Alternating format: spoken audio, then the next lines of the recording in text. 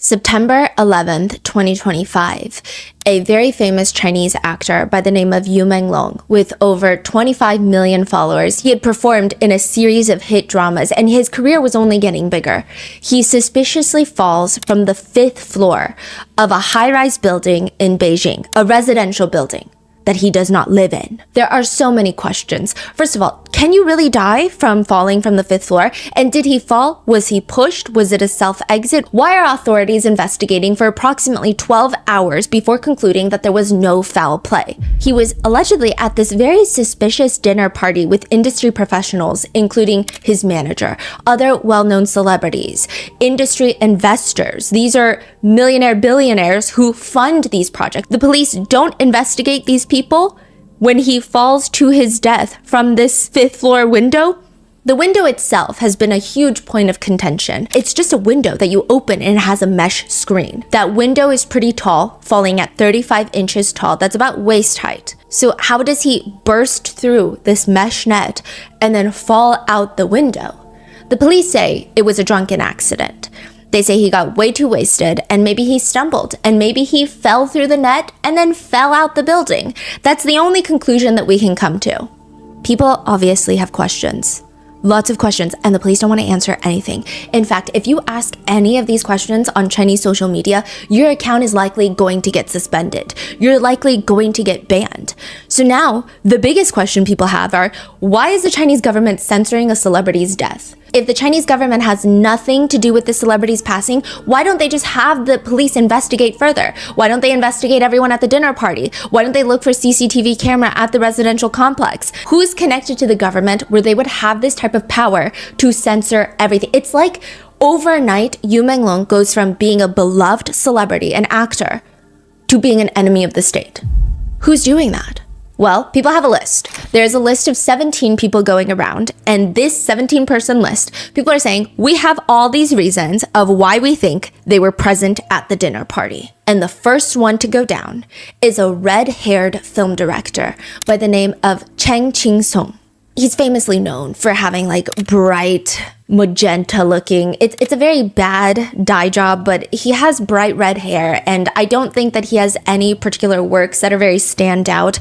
That's why people think it's suspicious. How does he stay in business when he doesn't have any spectacular films? It doesn't make any sense. And he's very, very wealthy and he's very well connected. People say he was at that dinner party and we know he was at that dinner party. Director Cheng comes out and he says, I feel very burdened by this accusation that I was at this so-called dinner party. First of all, guys, I don't know what you're talking about, and I have the evidence to show that I was not there at that 5th floor unit in this Beijing high-rise. I was at dinner with a different friend of mine, Tian Hairong. She is the widow of this billionaire Chinese businessman, and she's a good friend of mine. And so, of course, we were at dinner. He posts these screenshots from WeChat, his text messages, with Ting Hairong to show, look, I wasn't there, I was at a different dinner party. The text messages read, this is Director Cheng asking, are you there yet? Ting replies with a voice message.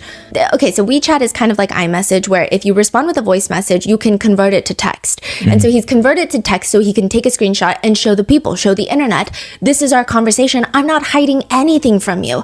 I was not at the dinner party where Yu Menglong suspiciously died. Please stop connecting me there. Ting Hairong responds, why are you there so early?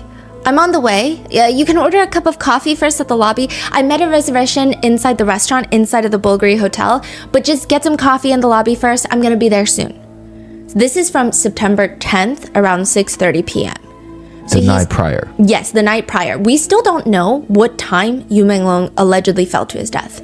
We just know that he was found at around 6 in the morning by a neighbor who was walking the dog. We don't really know anything else. He responds, well, I got here 40 minutes ago. Why'd you get there so early? Didn't we say that we were going to meet at 6:30? This timing is just, can you just sit and wait and take a break? There's a little bit of traffic here. I was working this afternoon. Yeah, no, it's okay. Ting sends a heart emoji, a hug emoji, and she responds, I'm coming from the airport, so the journey is quite long. And he responds, no rush. That's it. That's like the contents of this screenshot. And netizens think, what does this even mean? What does this do? How is this an alibi? Text messages with your friend should not constitute as an alibi to a crime. People think it's weird that he's even posting this.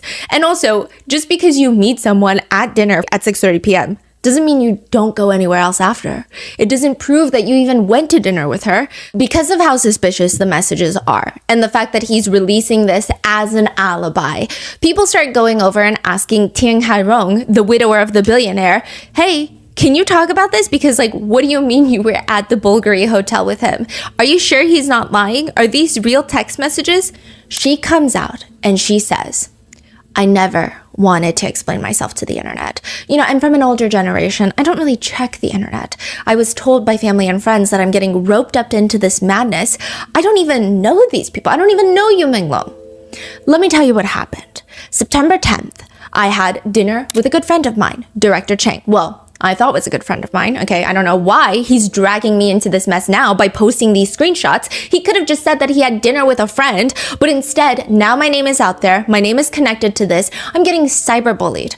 Because people think she's also one of the 17 people now. Yes, because they're like, she's so rich. She's so well connected. She's always got her little fingers in the entertainment industry.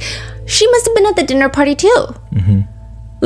Who's to say that they even went to the Bulgari hotel? Maybe they just went to the dinner party and they forged these messages. And she's saying, I don't know what any of you guys are talking about. This is impacting my family. This cyberbullying is impacting my reality now, my family. So I'm also going to post screenshots of the text messages that I had with Director Chang on September 10th. And I will point out something very strange.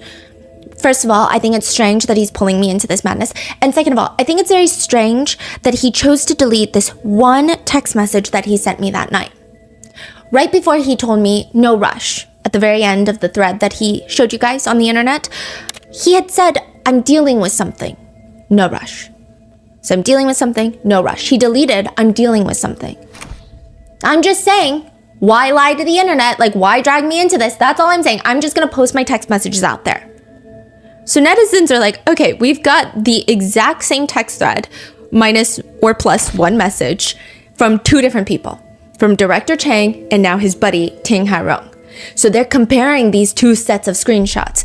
Both of them are taken on an iPhone and both of them are very suspicious. This is like shooting your own foot. Now people have more ammo to study the different things, pieces of evidence out there.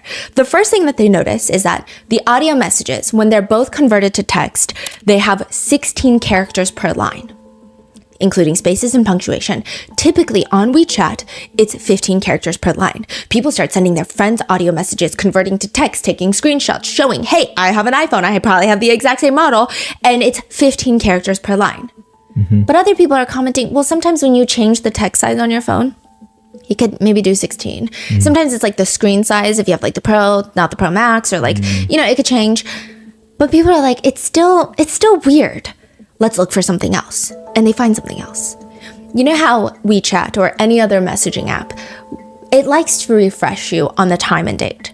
It'll say, even if you're in the midst of a conversation, it'll be like, well, now it's 10 minutes later, so I'm going to give you the time in the middle of the screen. Like, it's not like you have to slide to the right to see all these text messages. It's just right there in the middle of the screen. Mm-hmm. Well, they see that, and they see all these different timestamps, and they try to line them up. And the colons of all the timestamps normally on WeChat are very consistent, very uniform. They're not matching anymore. Some people suspect that it's Photoshop. Yes. The time is, moved. And so people are like, now we have these two sets of text messages and both of you guys are suspicious. Because first of all, both of you guys have been suspicious from the get-go. Director Chang, he does not have a spectacular background. He does not have a spectacular reputation in the industry. People call him a creep, like a Chester the Molester. As a film director, he does this thing where he just sexually harasses people. I will say that Director Chang is openly gay and nobody really cares about that at all. I mean, I'm sure like any other country, there's some homophobic people, but truly, nobody really cared. The only thing that people were upset about is that time and time again, there would be these rumors, there would be these conversations, scandals that come out of Director Chang sexually harassing male models, male influencers, and male budding actors who want to get into the industry. And the way he does it is very stereotypically predatory of the industry. He would say, you want a job? let's go eat. Sometimes he would just find a male influencer that he finds attractive online and sexually harass them nonstop, sending DMs like, I'm hungry, I want to eat. You know what I want. Do you like me? Do you want to meet up? Saying very suspicious things, which I know why you're thinking that, okay? It lines up because September 10th, that very night that this dinner party allegedly happens, he posts on Twitter one word: yummy. No context, nothing. That's why he's getting roped into this. Well, that and a lot of other reasons, but that's one of the big reasons. He's always had this very strong standing reputation of harassing young men. There was at one point, he's 34 years old dating a 19-year-old, and still, that's already creepy. People kept saying that he's an old cow that likes to eat fresh grass. Because it's very unsettling. But even while he's dating that 19-year-old, he would go online and harass other 18, 19-year-old male models. People already don't like him. And the fact that he posts this alibi, it's just rubbing people the wrong way. You're not proving anything by sharing text messages with a friend. And they're already suspicious. And Ting Hairong, people are coming for her too. First of all, you have a billionaire husband, got arrested for money laundering, and then in prison right before he gets out at the very young age of he's in his 40s, he just drops dead in prison, and then you inherit all of his money, and then the rest of your life you just chase after seemingly young, allegedly young actors in the industry to date. That's the vibe. That's always been a small reputation of hers that's been following her around. And so people don't like these people already, and these text messages are not helping. What are you hiding? These two come out and they say, you know what? I got you. I'm going to give you more information. Here are receipts. Here is a paper receipt of the Bulgari hotel in which us two, we ate in for a table of two, September 10th at around 6:47-ish, because, the timing was, I got there late because I was going from the airport. You get it. So they post a picture of this paper receipt sitting on a marble counter. And then to go along with that, they post a screenshot of their bank transaction that coincides with the date and with the exact amount for the Bulgari restaurant. So they're like, see, the money is coming from my bank and I'm going to give you a screenshot of that, okay? A few things. When you keep talking because you want to absolve yourself of any guilt, but the more these people are talking, the more guilty they seem. That's exactly what happens. At first, netizens are like, okay, that's a lot of receipts. But you look at the receipts. It's interesting. This receipt itself has been studied to hell and back. The itemized list shows 3 dishes, 2 sodas, and a portion of Italian cheese. It's a table for 2 at table 13 in the Bulgari Hotel restaurant. The grand total, including service charges and taxes, comes out to be $215. Obviously, there are comments on how ridiculous it is to spend $215 on 2 people. But another thing netizens notice is the picture of this receipt. They're posting this early October. What does that mean? It's been a month since September 10th. It's been weeks. And you're telling me the receipt looks pristine? It doesn't look wrinkled. It looks like it was just printed yesterday. It looks fresh off the roll, fresh off the printer, which is very strange because these 2 people, they're very wealthy. They don't seem like the type to save their receipts for bookkeeping. They don't seem like the type that's like, oh, that was a business dinner, I gotta put it in my bookkeeping. They seem like the type that's like, if it's under $10,000, I don't even need a receipt. Yeah. But suddenly you have the most pristine collection of receipts that is not crumpled, that you don't just shove into your pocket or your purse. It doesn't make any sense. But the more damning piece of evidence is the receipt shows a time of 7:10 p.m. That's when the receipt is. So it says time, 7:10 p.m. At the very least, some people are interpreting it differently. It doesn't make sense that they would be done eating at 7:10 p.m. because their text messages, they were supposed to meet at 6:30, but she's running so late. Yeah. And then also, it's a hotel. It's a 5-star hotel. Any hotel, regardless of the stars, but the more stars, the more wait time at restaurants typically. They sit down, you get wine, you get drinks. It takes freaking way. You're sitting there for 40 minutes chit-chatting before your food comes out at the Bulgari hotel. They're speed eating like this is a Chipotle. It doesn't make any sense. Or this is when the tab is open, maybe? So that's the next thing. People are like, okay, this is when the tab was open. Yeah. They start the order. They take the order at 7:10 p.m. Okay, put it into the system. Yeah. And now it's probably going to take another 30 minutes for the food to come out. 7:36. So about 26 minutes later, Yeah. they're definitely not done eating. Because again, if the food is put into the system at 7:10, let's say the fastest it comes out, 15 minutes later, what is that? That's 7:25.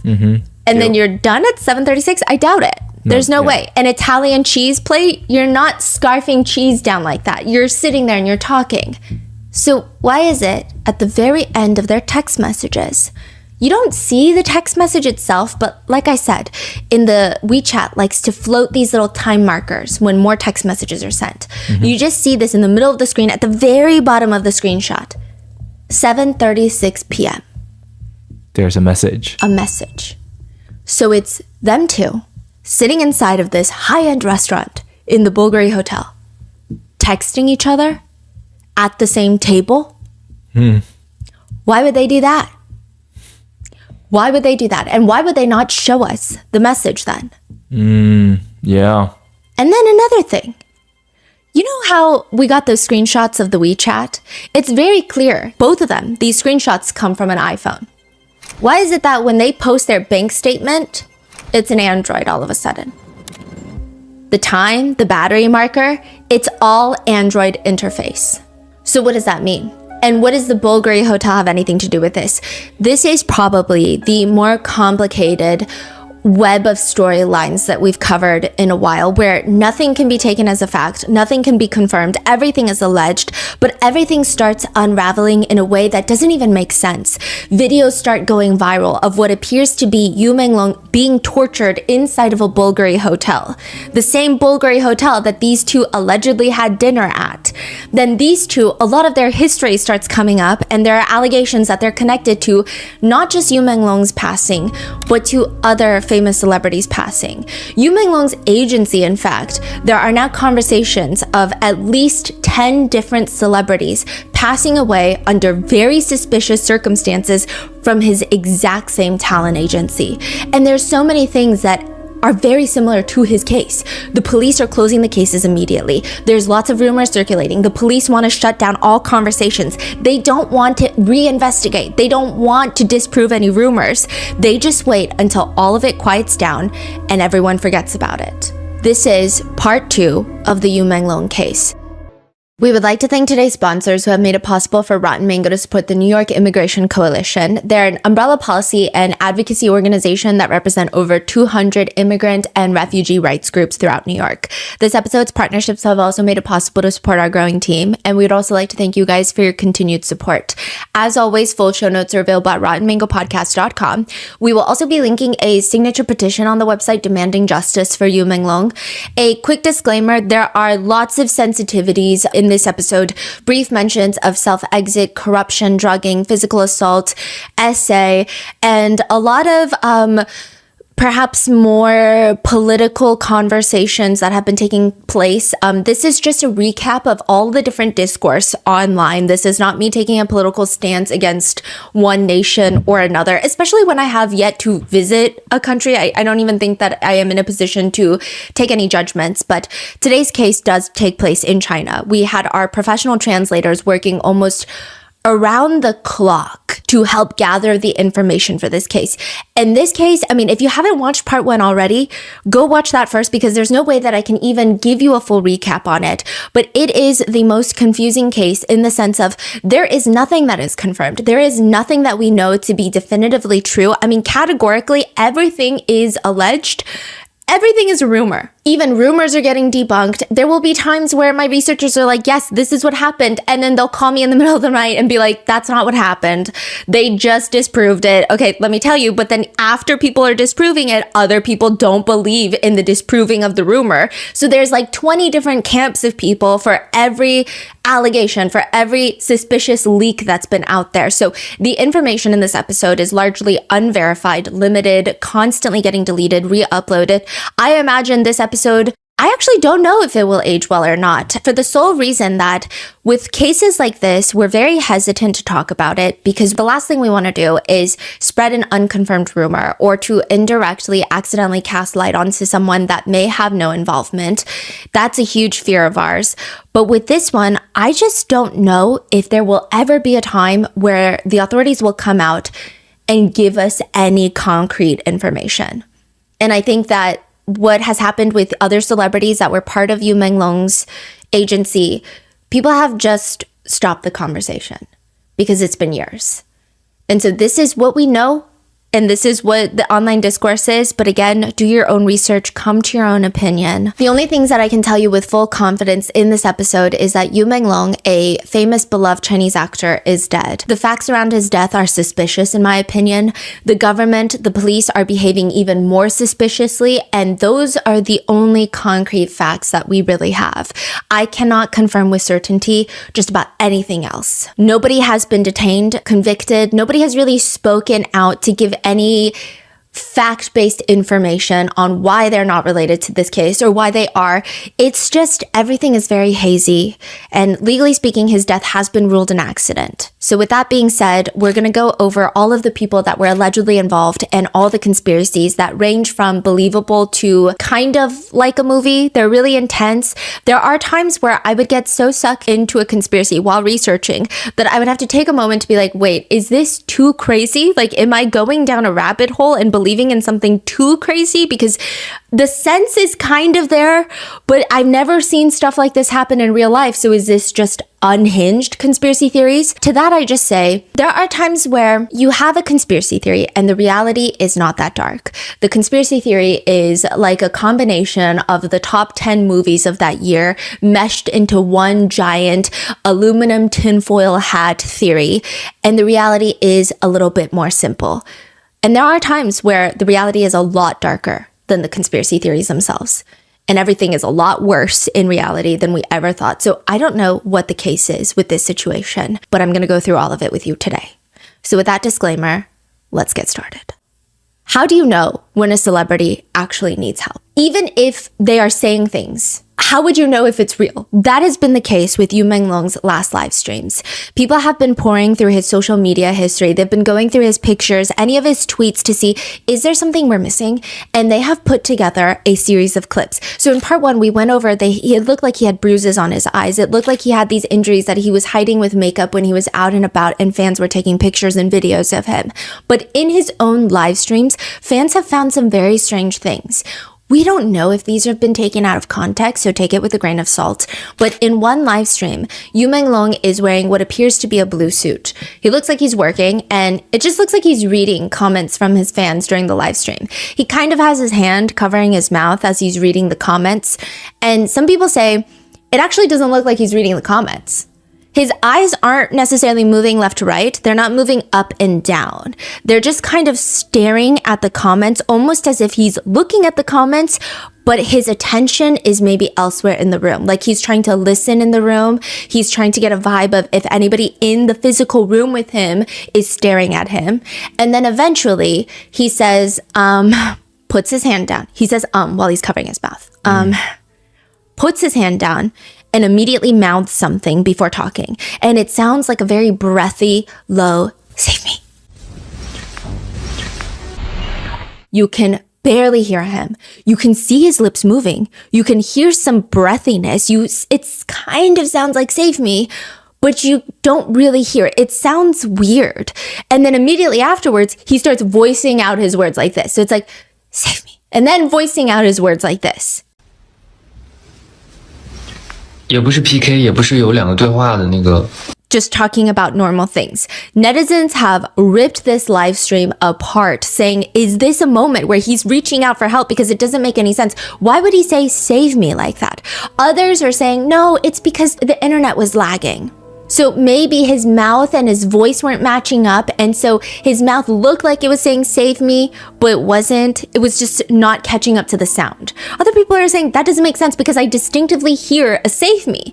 Then there are conversations that breathy save me was edited in later by someone who wants this to go viral. So there is so much discourse around this live stream, but it doesn't help that there are just a lot of weird things that he did before his passing. In the month of August, there are social media posts after social media posts where it seems like Yu Menglong is unwell. In another live stream, he voices out the words, help me. A lot louder this time. His fans hear it, but they do nothing. Everyone assumed that he was talking about his network being bad. Right before this, he's talking about how his network connection is not the best and the live stream isn't really working well. And then he says, help me. And so people are wondering, maybe he tried to play it off with whoever is in the room with him, because the whole insinuation is that his agency, his manager, are in control of him.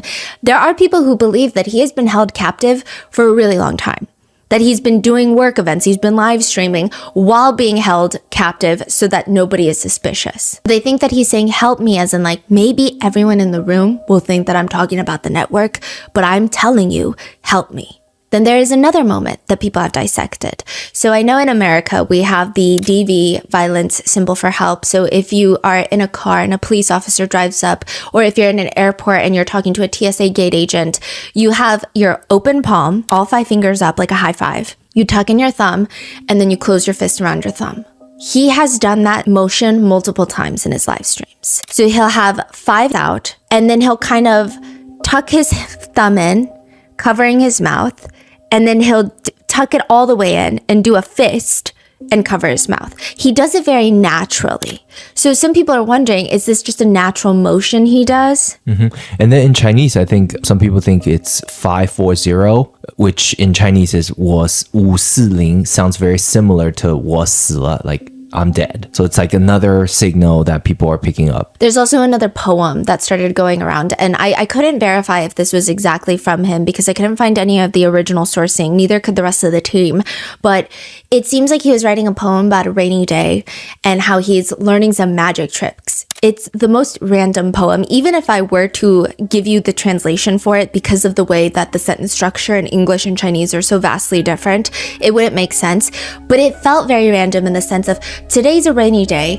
Don't forget your umbrella. I learned a new magic trick today. Like, it's very out of nowhere. Like, the poem itself is not artistic. It doesn't make any sense. But people were saying if you take the first character of every single line of this poem, it says, today they want me to die. And that has been circulating. So these are all the reasons that people think that he has been held captive for months, which begs the question, who's keeping him captive? Why are they keeping him captive?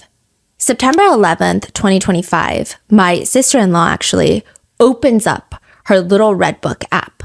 Do you guys remember when TikTok was going to get banned in the US? It was a very bizarre side plot in the US timeline. Everybody starts posting dramatic goodbyes and then immediately downloading another app called Little Red Book. This is that app. In China, it's probably the more new, more foreigner-friendly application. Like Douyin is Chinese TikTok, the original TikTok. But Xianhoushu is kind of like Pinterest, Instagram. It's for younger people. Lots of foreigners love it. And she opens up the app, and the first message that she gets is like, hello, are you aware of the content guidelines on this application? You are not to repost like negative celebrity trivial matters. Like, please refer to the terms and conditions as a user. Click here to accept and close. It was the most bizarre, out of place notification that she got, to the point where she screenshotted it and sent it to her friends because she thought it was very strange. And it wasn't because of like she was posting anything and getting like a strike or another alert. She doesn't post. This is like a mass notification to every single user. Every single one. And she is just confused. And everyone is like, oh, this has to do with Yu Menglong. Because September 11th, 2025, the same day that Yu Menglong is found deceased at the bottom of the building, the Cyberspace Administration of China demands a meeting with the executives of Little Red Book. The purpose of the discussion is your trending list. The trending list, what the users and your algorithms decide to push more out into the ether. They're saying you guys frequently have celebrity personal dynamics, interpersonal relationships between high-profile people. It's just trivial. It's trivial, nonsensical matters that really impact the online ecology, and it's the ecosystem of the younger generations online. This is not good. They should focus on things that really matter.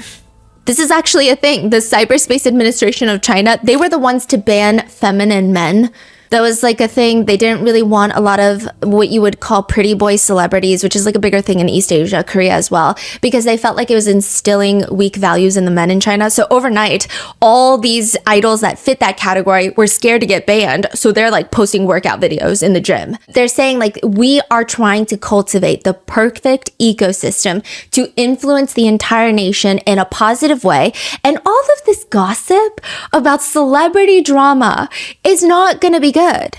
And this gossip that they're talking about is the death of Yu Menglong. Later, anyone online questioning the cause of Yu Menglong's death on Little Red Note were automatically getting deleted, banned, and suspended. But people have gone to Threads, they've gone to Twitter, they've gone to all these different foreign social media platforms to come up with what they believe happened. And it actually starts way, way before September 10th or September 11th. They go all the way back into August. They start analyzing all of Yu Menglong's live streams like I was talking about, but they also start going through all of his public performances, his public appearances.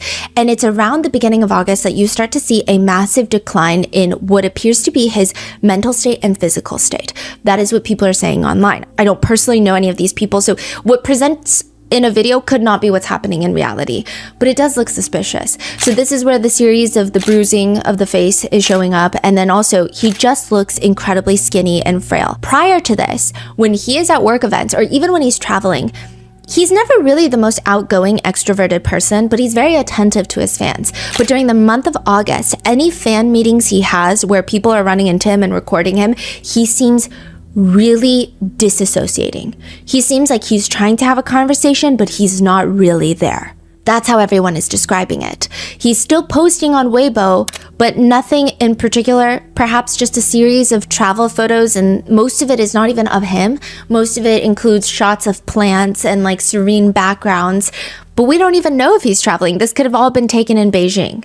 So it seems like since August, he has been held captive until September. That is the theory that's been going around. His managers, his agency, all of these higher up people have been holding him hostage. They have someone watching his every move. They're watching him live stream. They're watching everything he posts. They have access to his phone, and they're trying to get something out of him. What are they trying to get out of him? Everyone points to 9 years ago. A famous singer that I know by the name of Kimi, but Qiao Renliang. yes, so he passed away 9 years ago from the same agency. And people think that there is a connection because even when Kimi passed, there were lots of conversations around, it seems like there were conspiracies that he had pissed off higher ups, that he had rejected somebody that wanted to do something sexual with him, and they were trying to blackball him, and eventually it led to his passing. There were a lot of different theories running around, and the police, the authorities, they were very hush-hush about it. Everything pretty much gets closed down. It's very similar to what's happening with Yu Menglong. A lot of people believe that they have the same manager. So people start going online and they start typing into different search bars. Do they have the same manager? Do Kimi and Yu Menglong have the same manager? And these search bars would say, yes, they do. They have the exact same manager. Douyin AI. Yeah, it's like the AI generated search, which like I know how we feel about AI, but like, you know, it's the AI generated search. People are looking at it and they go, okay, so they have the same manager. I mean, there's no proof, right? There's no no one's going into the company records, but that's what Douyin is saying. The very next day, after all of this blows up, people are reposting it on Threads, on Twitter. You go back to Douyin and you ask, do they have the same manager? Suddenly it's no. The answer has been it. Side by side. It's so weird. I would say like most of these search platforms, when they use the AI feature, it's not very accurate. Like accuracy is not the name of the game with these top searches. Like even like the Google AI overview, it's like most people say it's not accurate, right?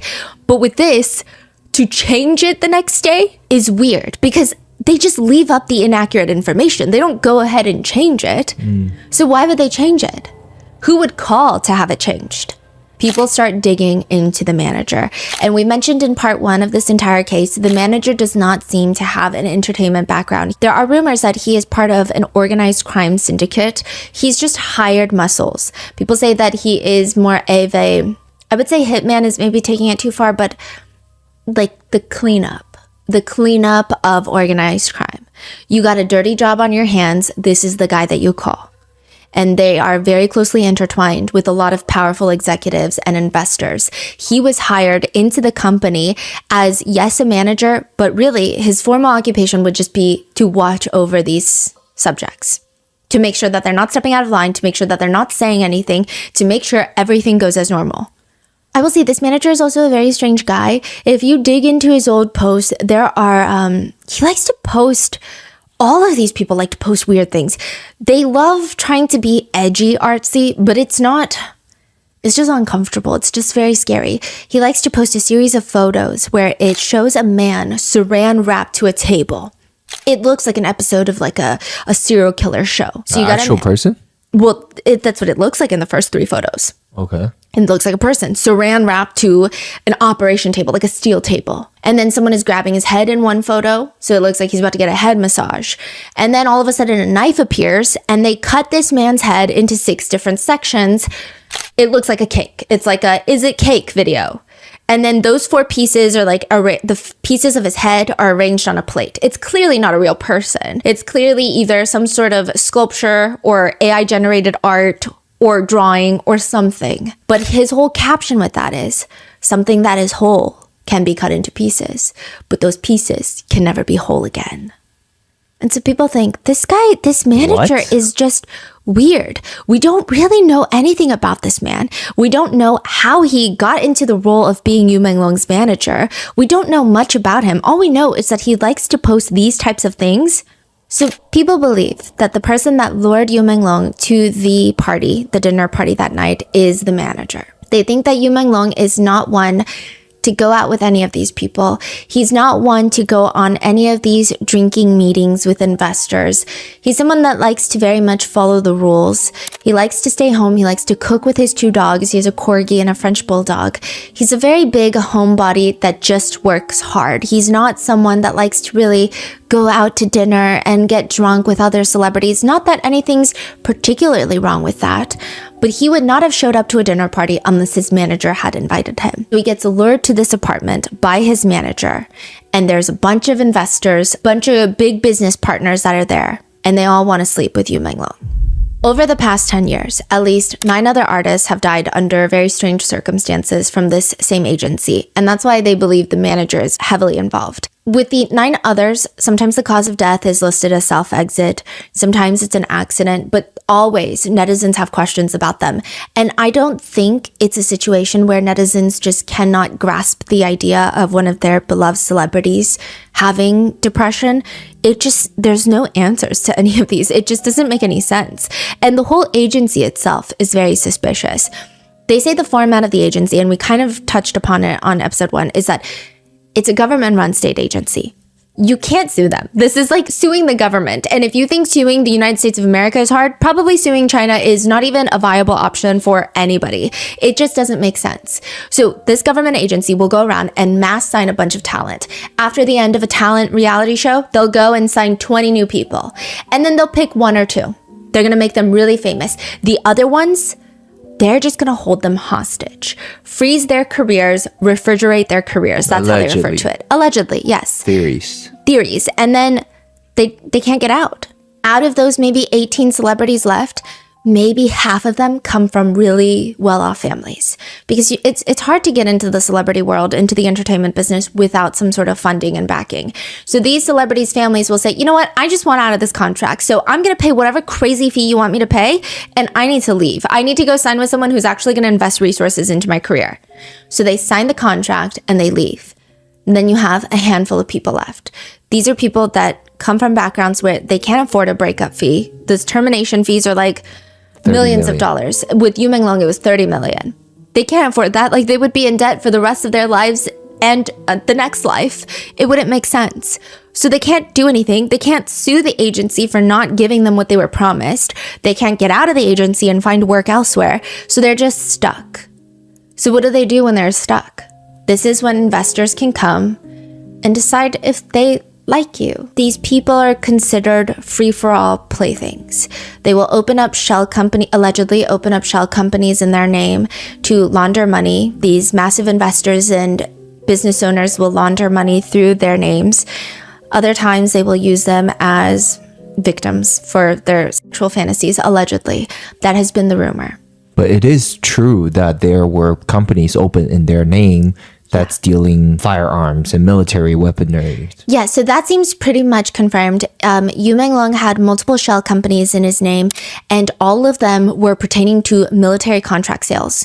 And this is not someone who would money launder. None of the money was going back into his accounts. It's going in and out. And you're talking about millions, tens of millions of dollars. And he isn't seeing any of that money. He doesn't know anything about the military, but it's getting laundered in his name. There is a very famous Chinese celebrity by the name of Yang Mi. We've talked about her briefly on our other podcast, Moral of the Story, and she's massive. She's probably one of the biggest stars in China. She worked on Eternal Love with Yu Menglong, and she has her own agency, and it seems like they have a very sibling dynamic. I mean, they played siblings, but they also have one in real life, like sibling dynamic. She traveled to Beijing at least 3 separate times with the sole intention of signing Yu Menglong. Really? And the agency would just not let him go. I think that she knew that they were not putting enough resources into him, and she wanted to help him. I don't know if she knew anything deeper. I'm not saying that she knows anything sinister, but I think that she was like, he's not getting enough roles as he deserves. I think I could do a lot more for him. Company would not let him go. And this company is not really doing anything for his career either. And it seems like if this is what the company is doing, because they're a state-run agency, they could theoretically get away with it. Remember how I said there were 9 other people in the past decade that suspiciously passed in this company? Just to give you an idea, one of them is a female artist who ends up, this is what the police say happened. She took off all her clothes, got completely naked, and then jumped to her death. That this was a self-exit. A female celebrity who is pretty much probably always objectified online, being vulnerable in a very vulnerable situation psychologically, is then going to take off all her clothes and then plummet to her passing so that she can be photographed in the nude, so that people can objectify her more, so that people can sell these photos. Like, it just doesn't make any sense. But anytime people tried to ask those questions, they were getting deleted. Another signed talent is a newscaster. He died in an accident, and his mom later came out to say that the police told her that she needs to sign a document that her son did drugs, was high, and fell off the building, or she could not see her son, and her son could not be released back into her custody. People believe that with each passing and with each suspicious circumstance, that there are a handful of people that seem to consistently show up in those moments. The first one is a man by the name of Shin Qi. Shin Qi has been an enigma in the entertainment industry for a very long time because everyone is like, I don't know how this man came up. I don't know what kind of funding he has, but he's very well connected politically. November 2018, Shin Qi is 27 years old. He becomes the chairman of the China National Electric Investment Group's new energy company. The chairman. CEO? Yes. Chairman? 27 years old. This is a government-run entity, meaning how would a 27-year-old be appointed that position unless he has absolutely incredibly strong, powerful people in the ranks that are handing him these positions? AKA, he's a political nepo baby. If he were just really smart and capable, even if he were to follow the route of getting into government, nobody would promote a 27-year-old for being outstanding. Politics has hierarchies, legacies, seniority, favoritism. They're not just going to give him a position for being the most capable, which I don't think he is, regardless. Which means, who the hell is Shin Qi? He goes from being the chairman of this state-run investment group to suddenly being like a film producer. He just makes movies. He invests in movies. He's like a major name in the entertainment industry. How do you even break out like that? Again, you go from that investment group chairman to the entertainment industry and you're succeeding across all fronts. And when you look into his past, nobody can find his family history. He doesn't talk much about his childhood. Who is he? Who are his parents? Because you can only get these types of positions if your parents have high up government positions. One insider from the industry spoke out and anonymously told a reporter online, like, do whatever you want with this information, but he's connected to top party leaders. He's got strong ties with the leaders of CCTV, which is the state-run TV agency, the government-run TV network, news network. And weirdly, anytime you hop on a call with this guy, he uses a number that doesn't even route back to him. It's like, you see the caller ID, but it's not him. Like, you don't see Xinqi. It's weird. Like, it's just like this other guy's name. So it seems like a fake number, and they are able to pull up that number because I guess this insider has had conversations with him. This number is linked to at least 99 companies registered. When you register a business, you have to have a phone number that goes along with it. It's this number that's mainly used. And this number is also connected to Yu Menglong's shell companies. Really? So everyone's saying, okay, Xingqi seems to be, if this is true, if all of this information is not faked, not AI generated somehow, not edited with absolute perfection, and these are real tips given to real reporters, then yes, it seems like there is a connection between these shell companies, Xinqi, whoever that man is, and Yu Menglong. But that's not the only connection. Xinqi has been Yu Menglong's top fan for years. Top fan in China is a little bit different from maybe America. Top fan does not typically mean you love this celebrity the most. You're the number one fan. It typically means you are the fan with the most power. You can buy billboards. You've got money. You've got connections. You are a highly influential fan. You can make things happen for your favorite celebrity because you yourself have power. That's what they call a top fan. Xinqi has been Yu Menglong's top fan for years. He actually runs Yu Menglong's fan club. It's crazy. Wow. And he is reported to be gay, and he seems to have some sort of crush or some sort of infatuation with Yu Menglong, has been the conspiracy online. And again, I don't think that I need to be the one to give you a disclaimer, but sexual orientation has no correlation with someone's ability to commit a crime or to be a vile person. I mean, I think if you look at most episodes on this channel, straight people commit so many heinous crimes. Like, if you're trying to use this as a way to be homophobic, you should try a different video. Nothing on our channel, but people think that he had this infatuation with Yu Menglong and has been trying to get Yu Menglong to consent and to do sexual things for him, sexual favors. And the best way to do that is to stunt his career growth. So after all of the big hit dramas that he was in, around 2020 to 2023, Yu Menglong is off the radar. He goes into the village to teach children. He's basically starving. He comes back and he jokes that he has no money for food. Now we know it probably wasn't a joke, but for those 3 years, it is believed that Xinqi and at least another very wealthy, influential person wanted to get Yu Menglong, and he was refusing. So they completely halted his career. I think it sounds like a very big conspiracy, but the thing to remember is for these people, if this were to be true, it's not much. It's just vengeful. It's like, okay, fine, you don't want to sleep with me? Then you're not going to get a job. Yeah, I mean, and also you look at his career. How could you going from doing such big drama with Yang Mi? With Yang Mi, yeah, like these are crazy breakout roles, and then boom, Gone. Off TV for 3 years. And something happened. Yeah. And it's not like he was trying and nothing was happening. Yeah. It's like, oh, that was a flop. It wasn't, he was just gone. Yeah. He was gone. And so people think Xinqi is one of those people that wanted to get something from him and it wasn't working. And another thing to add to this is there have been reports that from beginning of August, some people even say in the month of July, there were lots of leaked blind items from the paparazzi saying that, hey, there's a very big actor that was in Eternal Love. Now, to be fair, Eternal Love has a lot of big names, but he was in Eternal Love, and we got news of a major scandal from him. Yeah, I think they say like a celebrity from the show with 25 million followers, which, I mean, come on. Yeah. How many exactly 25 million? Who are we talking about? Yeah. And people were saying that these executives, these higher ups, are leaking this information to the paparazzi as another way to threaten Yu Menglong and say, see, we not only have power over your career, we can also ruin your whole career. Like, we can just take you off the screens, yes, but we can make you a very bad person online as well. And so this is just adding more and more pressure. So people believe that Xinqi was one of the ones that really wanted to sleep with Yu Menglong, and they believe that he was there at that dinner party that night.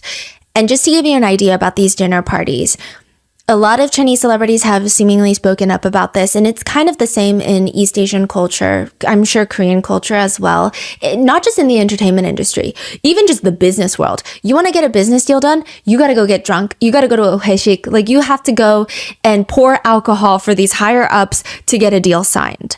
There's this very viral clip of Tao from EXO. He is now in China. He also recently got married, I believe. He was talking about, this was from years ago. He was screaming, like getting very riled up in a live stream. And he said, I have my own agency. And if you tell me my employees, my talent have to go do a business deal and they have to drink something, then get the fuck out. I don't need your money. We don't need you. We don't need your stupid deals. Like, no, I'm not letting them put their health in jeopardy. 给我公司所有员工，我立了一个规矩：你出去谈任何业务、谈任何项目，只要让你喝酒，不滚都滚。我绝不让我员工去卖身体、去喝酒、去谈任何的业务。这辈子我不可能做这种事儿。我公司可以不做，我不让我员工做这种事情，就这么简单。And I think he was saying health as in like, because you have to get like blackout drunk and Yes. that level of alcohol is not good. But people have been recirculating this clip by saying maybe health could mean other things. We don't think that's what he meant, but they're saying like, we just don't know how dark it gets when people get that drunk.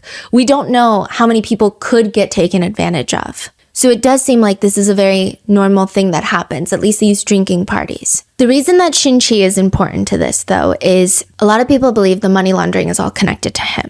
He had opened up the shell companies in Yu Menglong's name. He wants to sleep with Yu Menglong, and he also has this very shady LinkedIn profile, if you will. How do you go from being nobody to being the chairman of this state-run massive investment group to being this very famous producer and director and doing all of these things in the entertainment industry? Nobody knows who your parents are. So there are rumors that he is the illegitimate child of the head of state of the entire nation. Because even if he, there were previous rumors circulating that maybe he was the illegitimate son of one of the Politburo members, which are like the top 25 most powerful people in the nation. But a lot of people are saying there's no way that the head of state would not just let them go down for it. Because this looks bad ultimately on the head of state. It doesn't look bad on everyone. It looks, ultimately when you have one person at the top, like anyone, most nations have a president, it just looks bad on that person. They're the first to be blamed. So why would they go down for a random person's son in the top 25 most powerful politicians? At the end of the day, he's the most powerful. Why would he go down for him? So they think that this guy, Shin-Chi, is connected, is the illegitimate son of the head of state of the entire nation. And there have been rumors circulating prior to this. And these, I will say, are rumors that a lot of these are people who very much dislike the government system in China. These are people who are very outspoken about that. And that's their right? But they're very anti-CCP. And they have been saying for months prior to this that there have been lots of rumors, and they believe to be true, that the head of state has been embezzling money through military contracts, right? Which is, I think that's a thing that a lot of different heads of state have been accused of. But they're accusing him of doing that. And they're saying now with these military shell companies, maybe it's all connected. Maybe this is the illegitimate son who's funneling and money laundering through this celebrity. And then maybe Yu Menglong finds out and wants to put an end to it or wants to go public with this information. And now he must die. And now it's going to get covered up because it's not even just about Yu Menglong's death anymore. It's about a whole system. And just to give you an idea, if you run this phone number, netizens have been able to pull up other companies that are with the same phone number that allegedly belong to Shin-Chi. And one of the companies has been operating for 5 years. They have 0 payroll employees. 0 employees. And they generate $630 million in revenue. Dang. In the past 5 years. Wow. Its logo probably reads not money laundering at that point because, that's money laundering. To give you an idea, other businesses who generate that kind of revenue, around even 100 million a year, they will employ on average at the very least 100 people, but typically on the 1,000 people end. You're not going to generate that with 0 payroll employees. But they're saying that these different companies, all 99 of them, are so profitable, even though nobody's running them. They're just printing money at this point. It doesn't make any sense. These are the allegations. I don't know. I don't have the paperwork in hand. I am not someone who can certify such legal paperwork. So I don't know if this paperwork has been edited and reposted online. I don't know. But that same number can also be traced back to another very well-known celebrity, Song Yi-ren.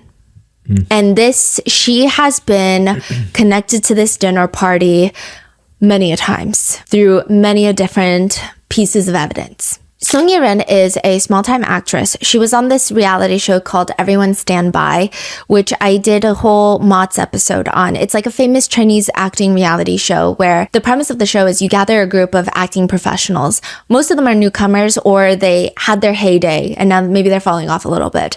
They get booked onto this show and they're doing skits, mini dramas, and they're doing improv acting, and you have this panel of judges of world-renowned actors who are going on to judge their acting ability, not just their influencer count, but like genuine their profession. And she actually made me cry. That's crazy, right? Thinking back. Yeah, they had this, they called it Performance City, and all of the contestants were to go into this massive fake city and they could go through the costume department and dress up in whatever their character were to be. And the judges would walk around while they're improving these different character storylines. She chose one that was very emotionally gripping. A lot of the other characters, they were couples who were fighting or selling peas and selling all these other like street vendors, and none of it was that particularly good. She was very smart and she was very believable. So she dressed up in what I guess you would call back in the day like a beggar, and she had a sign up. On her sign that she held up above her head, there's a misspelling of a word, but she did it on purpose to show that she's undereducated as this character. And it was really well done. She never broke character. It was freezing cold in there and she was shivering because she was that dedicated to the character. I cried watching that because I just felt like it was so good. That's her. She has been placed at the scene of the crime. Whether it's true or not, I'm just going to give you what people have found online. There have been rumors circulating long before she was even on that show that I didn't know about, but they said that Song Ye-ren's personal and professional lives were vastly different. They were just saying it's weird. They said online her career is very much girl next door, soft girl image. Oh, I've never seen anything inappropriate. Like that was always strongly associated with her. But sometimes other co-stars and other friends would talk about her and they would let it slip that her nickname for a really long time was Xiao Taimei. Xiao Taimei. Mm-hmm. What does that mean specifically? It's like the bad kids in school. She's like the head of it. The bully in K-drama. Yes. Like that's the vibe. Okay, yes. Yeah, our researchers were having a hard time trying to describe it too. One of them said it's like the direct translation would be like little bad girl. Mm-hmm. Others were saying, no, it's like head bully. Head bully, yes. Like head bully girl is the vibe. Like it's just not it's actually very mean. It's not a nice, you don't get pride from being called that. Mm-hmm. But Song Ye-ren actually went on a live stream once and said, yeah, like that's what I used to be called, but that's when I was young. I've grown up. I don't do that anymore. I was out there drinking, clubbing, partying every day. I dyed my hair blonde, but I don't do that anymore because that's what I did when I was young, which has been a huge debate online with some people saying, actually, I went to school with her because she went to school abroad in Canada and she smoking, drinking, and dyeing her hair was the least crazy thing she did. She actually went around bragging to all of the people at our school that she slept with 50 different guys. She was 17 at the time. It's just what an internet user has alleged. But there has always been this very subtle clashing of people saying she's so different off camera, nothing fits her online persona. Even former alleged classmates came out and said, look, I'm not going to badmouth her. I'm not going to say anything bad, but all I will say is don't believe in celebrity personas because they're all fake. One of Song Ye-ren's biggest scandals was last year in 2024, and paparazzi caught her going to a bathhouse with 3 guys, like a sauna. Okay, bathhouse seems like a sauna. And I think the biggest part that people thought was so scandalous was she was touching the abs of the first guy. So she'd be like talking, they're out on the street, and then she'd kind of place her hand on his chest. And then she would hold the wrist of another guy walking. And then later that night, there was another third guy, and she was spotted touching his arm. They dramatically described this as feeling him up, feeling him down, just groping, caressing. I mean, nevertheless, it was a pretty interesting, unique, scandalous situation for a female celebrity in China to be caught photographed in, especially someone who presents herself as this very innocent, soft girl next door. So a new theory has come about recently that Song Ye-ren is a madam. She befriended Yu Menglong in an effort to finally seal the deal and get Shin Qi, the powerful executive, what he wants, which is Yu Menglong. She's going to lure her friend. So people are saying that she is the madam. She is an actress. So she rubs shoulders with all these actors and actresses. She befriends them. She has this very disarming personality. And then she's like, you know what? Come out, come hang out with me. Come to my place. And at her place, they'll be introduced to an executive who has always had their eyes on them. And she knows this because she is the middleman. And she's like, oh my gosh, you guys should meet. This is an investor, blah, blah, blah. Why don't you come to this dinner party? They're pouring drinks. There are further conspiracies and allegations that perhaps the drinks are drugged. Perhaps it's full on SA. Other times people are saying she's just the middleman connecting these two parties. And hopefully it's consensual most of the time. But clearly, if that were the case with Yu Menglong, that's not what's happening. But they think that she is a madam. They think that that must be the way she makes money. Because here's an interesting discovery that it's been made. Song Yiren, she lives in the same apartment complex as where Yu Menglong passes away. But she doesn't just live in the same apartment complex. She lives in the same building from which he allegedly falls to his death. And there's more about that. She claims that she moved out 9 months ago. She said, yeah, I did live there, but I moved out 9 months ago. So yeah, I did live in that building. I mean, there's pictures of her posing in that building. There's selfies she's taken. There's like this one picture where she's holding a giant acorn and it's like building 18. And again, it could be photoshopped, but she has said, I moved out 9 months ago. So we don't know if maybe the building number was photoshopped and maybe it was a different building, but it doesn't seem like, it seems like it was that building. There are other allegations that she never moved out, and there are other photos circulating of an apartment unit where in East Asia, there's a lot of times where you just hang dry your clothes. So you get one of those like drying tables and it's up against the window of one of the apartment units. And there's this blue dress shirt and white pants that are hang drying in front of the window. Someone had snapped a photo of it for whatever reason. And they believe that those clothes belong to Yu Menglong, because he was photographed wearing similar clothes. And they think that for the past month before his death, he was being bounced around, somewhat being held captive, not necessarily chained up, not necessarily like, I'm going to tie you up so you can't leave, but being watched and held captive under likely verbal threats. Like, if you try to leave, I'm going to ruin your career.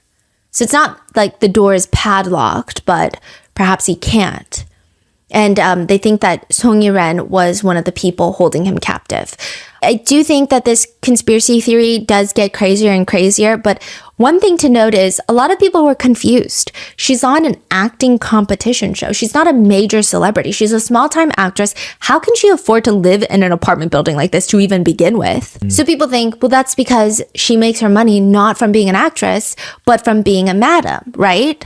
That's what people think, but they still are wondering, okay, let's say she's a madam. She gets money from these executives. She tries to force all these other celebrities into sleeping with executives. That still doesn't explain why she wouldn't be the fall guy. Because people are like, let's be real. If there's executives involved and she is just a madam, she'd be the fall guy. There would be some sort of narrative of she got jealous, she pushed him, or she was the only one at that dinner party left, everybody already left, and then they got drunk, maybe they were doing drugs. Like, she would be the fall guy.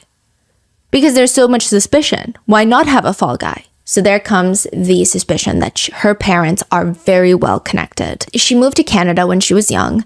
Her dad was a professor and in the medical field. I believe he's a doctor, and then at one point he was teaching, but her mom was in marketing, which is very vague. But in Canada, she went on to have this huge company where the distribution to that company, and it's very vague what the company even does, but they had tens of millions of dollars in sales within like the first few years of opening up. And people say, you don't do that just by being talented. You do that by being very well connected, by being politically connected. She has had multiple talks and conversations with business leaders and government officials who run business sectors for like international trade and foreign trade and international businesses. There are rumors that she's also very close with the First Lady of China. I don't know. I've never seen a picture of them Song together. Yiren is? Song Yiren's mother is very close. This literally could just be someone tweeting random, whatever they can think of and hallucinate in their brain from across the sea. I don't know. Or it could be true, or there could be 10% truth. I don't know.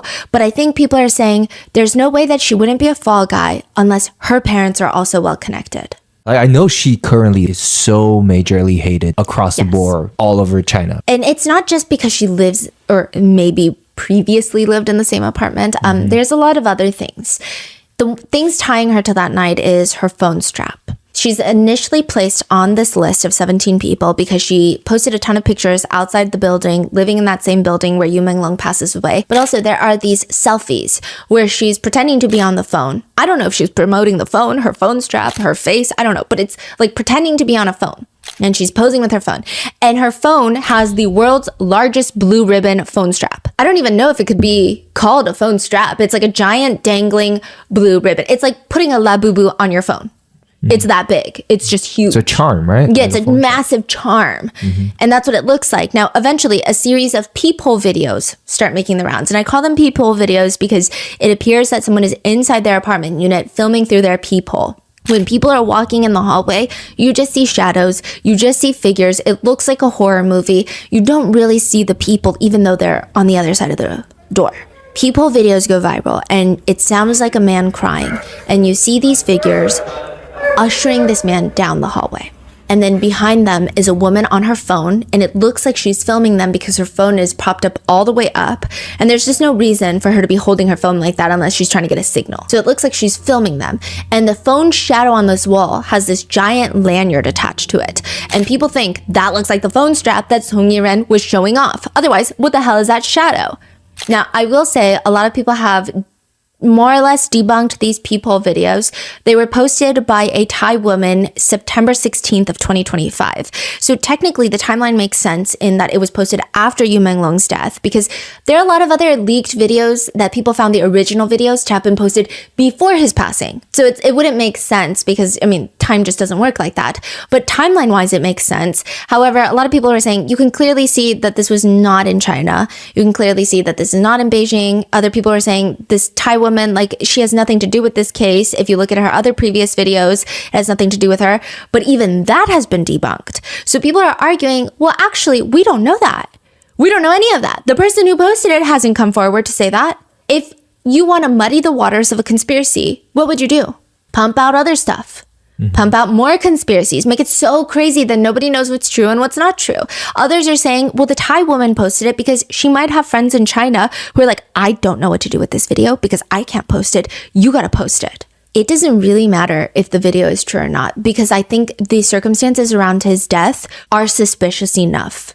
I think even if videos are getting debunked left and right, I don't think that should make anyone feel like his death was a drunk accident like the police claim, unless there is factual information, evidence that comes out that says he was. I think that this feels like we could go in a loop. You know, people are saying, well, obviously, maybe the government is spreading misinformation, because if they spread such crazy misinformation and then they debunk it, then it's like, oh, now all the information must be fake, or it must all be crazy. Or sometimes people think the government could be spreading this conspiracy to get even more outlandish, because the general population is not going to believe that aliens came down from the skies to do something. So they think there's a lot of cat and mouse between even the censoring party and the censored people, but I don't know.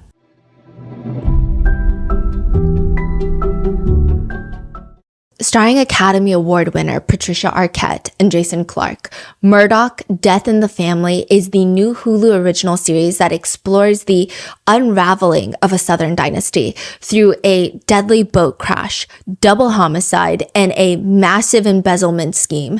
Inspired by shocking actual events, the dramatized series draws from reporting by Mandy Matney, creator of the popular podcast that followed one of the most twisted crime sagas in recent history. This gripping series brings the drama to life like never before. It's a story of secrets, deception, and murder. Watch the Hulu original series Murdoch: Death in the Family, streaming on Hulu and Hulu on Disney Plus for bundle subscribers. Terms apply.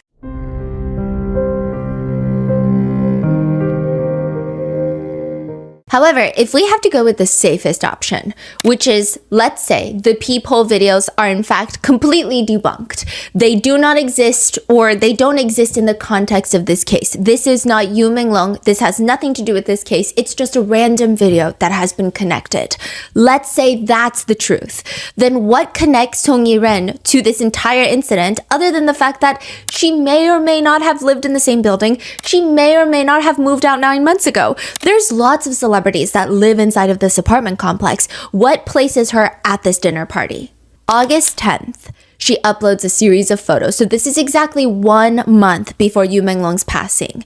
And I don't think that she knew this. It's clear that she doesn't because you know when you upload photos, you can upload live photos. And when people click on them, it's like that awkward 3 seconds of motion and you can hear some things in the background.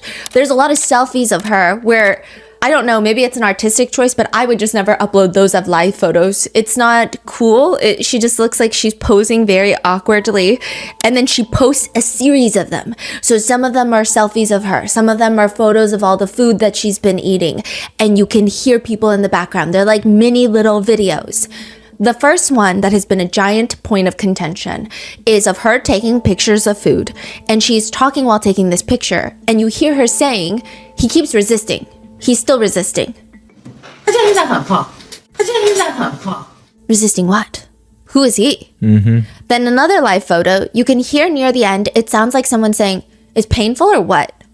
Like it's hurting or what? It sounds a little aggressive is what people say. And then there's almost like this smack noise right before it. Like, it's painful or what? Now, some people are saying it doesn't sound like it's painful or what. It kind of maybe sounds like hurting. People are pointing out you can kind of hear pain or some variation of hurt and some variation of a slap. It's not entirely clear, but you can almost also hear someone say no or something along that line. This has been a huge point of contention. Now, in another live photo, people think that someone in the back is saying, why did you kidnap Long Long, which is Yu Menglong's nickname. I will say that one is a little bit more debatable as people are saying, well, I don't hear it. Some people are saying, I absolutely hear it. It's been back and forth. But the he keeps resisting one, it's clear. That one is crazy. The audio is like as clear as this podcast. And there's another picture that has also been in that little photo dump timeline is she's at a sushi restaurant. And you see a little cloth on top of someone's phone. And that phone is very specific. It's an iPhone with this silicone orange phone case on it. And that same month, Yu Menglong took a picture. Someone's taking a picture of him taking a picture, and it's the same phone case. I've never seen one singular person outside of Yu Menglong have this specific phone case. No, because the new iPhone is orange. Yes. So that's common. But this is before the new iPhone came out, which is like very uncommon to see someone have a bright orange phone. It's like a orange juice color silicone phone case. So it's like a very specific texture. It's a very specific look, and it's sitting on the table, and there's a little like rolled hand towel on top of it, which makes people believe that he's still resisting. He doesn't have control over his phone. They took his phone and they're slapping him around to do whatever it means. These are the live photos that make Song Yiren part of the 17 list. Now, she does go back and she edits this original post. These pictures are still boldly up. I mean, I don't know if it's just maybe she thinks it makes her look less guilty if she doesn't take it down, but they're still up. The comments read, "This is the most popular Song Yiren will ever be." Who are you talking about resisting? Who's resisting, huh? Explain, who is resisting? Others are commenting, "Hell is empty because all the demons are here." Netizens also report that Song Yiren has a personal alternate account on Weibo, where she allegedly starts asking people who are questioning her online. So let's say Song Yiren, someone's commenting, "Song Yiren, why are you doing this? Why were you there? Tell us, why are you so evil?" And then this random account that people have connected with Song Yiren keeps commenting, "What are you?" to the person who hates Song Yiren. What are you? If you don't want your personal information exposed, be good. Otherwise, you won't even know how you died. Damn. It's unclear if this account is truly hers and if these messages were actually sent. We don't even really know where she is right now. Clearly, she has not been detained. She has not been really questioned. Sometimes her social media account's IP show that her location is in Jiangsu, China. Other times it shows Japan. So people were very briefly confused, like, is she fleeing the country? Did she flee to Japan to try and get away from all of this? Or is she changing her VPN so that she can throw people off from her location? Song Yiren has come out to state that she has nothing to do with any of this. In her statement, she says, "Recently, I've been bombarded with online rumors accusing me of introducing these big bosses to entertainers and luring people to drink and conspiring, fleeing abroad to Japan, even calling me a murderer. These rumors and obscenities are suffocating me, significantly impacting my work, my daily life. I'm experiencing unbearable online violence.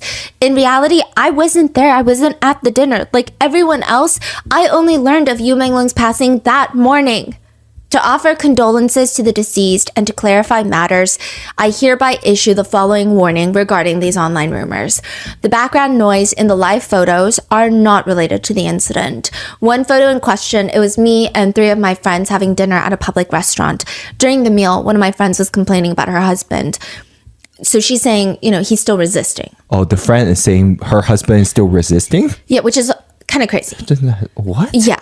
I thought the best case scenario for her defense, the best case would be like, oh, I was talking to this guy and he doesn't like me, but I'm still going to pursue him. He's still resisting. It's still alarming to say in that phrase. But I can't think of, or like maybe a deal. You're like trying to get a deal done and you're like, oh, he's still resisting the It's still weird. But like the way that she said my friend was talking about her husband, it makes it even more unbelievable. What is your husband resisting? Maybe he's resisting buying a Porsche. I don't know. But it's just the amount of coincidences in these live photos don't make sense. Another photo, she says, I was eating with my assistant in a restaurant. There were waiters and other guests around. I don't even know. I was completely unaware of what was being said at the time. So she's saying the smacking sounds and the what, is it painful or what? She's saying, I don't know. Those are just like waiters and other people at the restaurant when I was recording this. I was taking this photo. I have nothing to do with it. She said, I used to live on a high floor in that building. I didn't live in that unit where people are pointing out the pictures of the clothing that they saw that matches Yu Menglong. She says, I lived on a high floor. So this is like her way of disproving it. Oh. She's like, I lived on a high floor. That's where I took photos of my daily life, but I moved out 9 months ago. I haven't lived there in a very long time. There are some low light photos circulating on the internet. Those are not of me. This seems like she's referring to the peephole videos. I am a Chinese citizen. I have been in Beijing since the incident, and I have not fled abroad. I don't know any so-called political tycoons. At work, I have always relied on myself, and I have not done anything weird. After being cyberbullied, I've never deleted or edited any content or photos I posted on social media. I want to thank the social media platforms for their legal and regulatory cleanup of rumors after the incident. Because of my contract with the former agency expired in June this year, I was unable to speak from the company or studio. In response to this urgent emergency, I believe that if I come out to clarify, it might have been easier to focus on me. So she's saying the reason that I didn't come out forward sooner to talk about all of this and to try to disprove all these rumors is because I thought that if I came out during the wake of this tragedy, all the attention would be on me. And it would fall into larger scale online bullying and questioning. So I decided to wait until the dust settles before responding. Spreading rumors and online violence will only cause more innocent people to be implicated and hurt. After going through so much, I really hope that the person who spread rumors can apologize. I've reported the case to the Public Security Department and have entrusted a lawyer to take legal measures. In short, she denies all allegations. She says that she's still in Beijing. She has nothing to do with Yu Menglong's passing. In fact, if you utter so much as a word about it, she's probably going to sue you. That's her threat, at least. I will say September 28th, a new drama, The Moment I Met You, starring Song Yi-ren, went up and immediately gets taken down 48 hours later. People are boycotting this drama to hell and back. What's crazy is she's just gone back to posting normal photo dumps of her daily life. Really? Acting like none of this is happening. People are commenting, no more live photos? Oh, so you're just going to pretend nothing happened? And they also bring up Dylan Wang in a lot of her comments. So I was like, oh my gosh, what is happening with Dylan Wang? If you guys don't know, Dylan Wang is another very beloved actor in China, and he's huge. He also did a lot of fantasy shows too. Dylan Wang and Song Yi-ren were on a reality TV show together previously. And this clip is so weird. He is sharing the story about how he was invited to a gathering at Song Yi-ren's house previously, before all of this. And everybody is like, oh my gosh, like what's going on? Like tell us about, and he's like, yeah, I mean, it was like this weird, she was having a party And the whole time, Song Yiren is sitting next to him and she starts looking very uncomfortable. It's like she starts fidgeting, she starts taking sips of her tea, she starts looking side to side and kind of smiling sheepishly. And he's not exposing her for anything. He's just like, there was this one incident where she was saying, you guys are tired. Everyone come over, and I prepared these foot baths for everyone. Okay, just to clarify, Dylan Wang and Song Yiren is on a reality show. Yes. They're sitting there sharing a story with a group of other celebrities.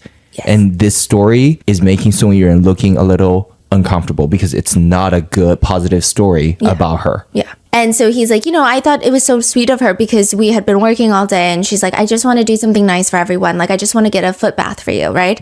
So he goes over to the party and everyone's like, there's a foot bath. And he's like, oh, this is so sweet. Everyone's like, put your feet in the bath, put your feet in the foot bath, put your feet in the foot bath. He's like, oh. Is this a common thing or no for Americans or no? A foot bath? Oh, maybe, perhaps not. It's like a soaking tub with hot water. It's like, maybe it's a more... It's a very common thing we do growing up. Like after a long day, steamy hot pot of hot water, you dip your feet in there. It's like relaxes your whole body. It's like, also in Korea, they say it releases toxins. I guess it would be taking a regular bath, but obviously just your feet. You just roll up your pants, right? Yes. And so it's like a very relaxing, calming, treatment. I do want to say there's no like sexual connotations or anything weird about a foot bath. It's just a foot bath. And it's like you go to a manicure or a pedicure. And so he's like, okay, everyone is very excited about me putting my feet in the foot bath, right? And there's a lot of people there. So he's like, okay, he rolls up his pants and puts his feet in the foot bath, and everyone starts laughing and cheering wildly, as if like this is the most revolutionary thing that has ever taken place. And yes, Dylan Wang is a revolutionary person, but like him putting his feet in a foot bath it wouldn't warrant such a response. So he's looking around really uncomfortably and confused, and turns out it was a very mean prank.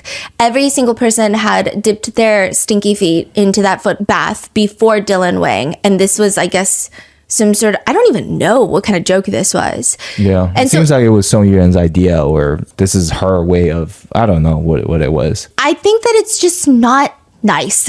Yeah. And so she looks uncomfortable because her entire celebrity persona is being this nice, sweet girl.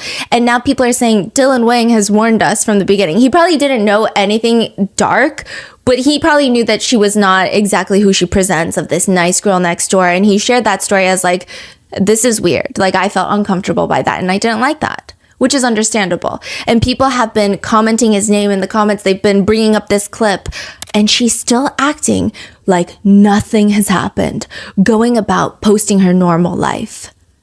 And to do that, you really have to know the right people, which again comes up. The internet thinks that her parents are heavily politically connected. And on top of that, she has a very close friend of hers. This is the person that got her into the Beijing Film Academy. Director Cheng. The rare hair director, right? Yes, from the WeChat text messages. See, they all run in the same circle, these people. That's why. And they're all such close friends. They were friends since she was 13. He was like 30-something. What can you be friends about?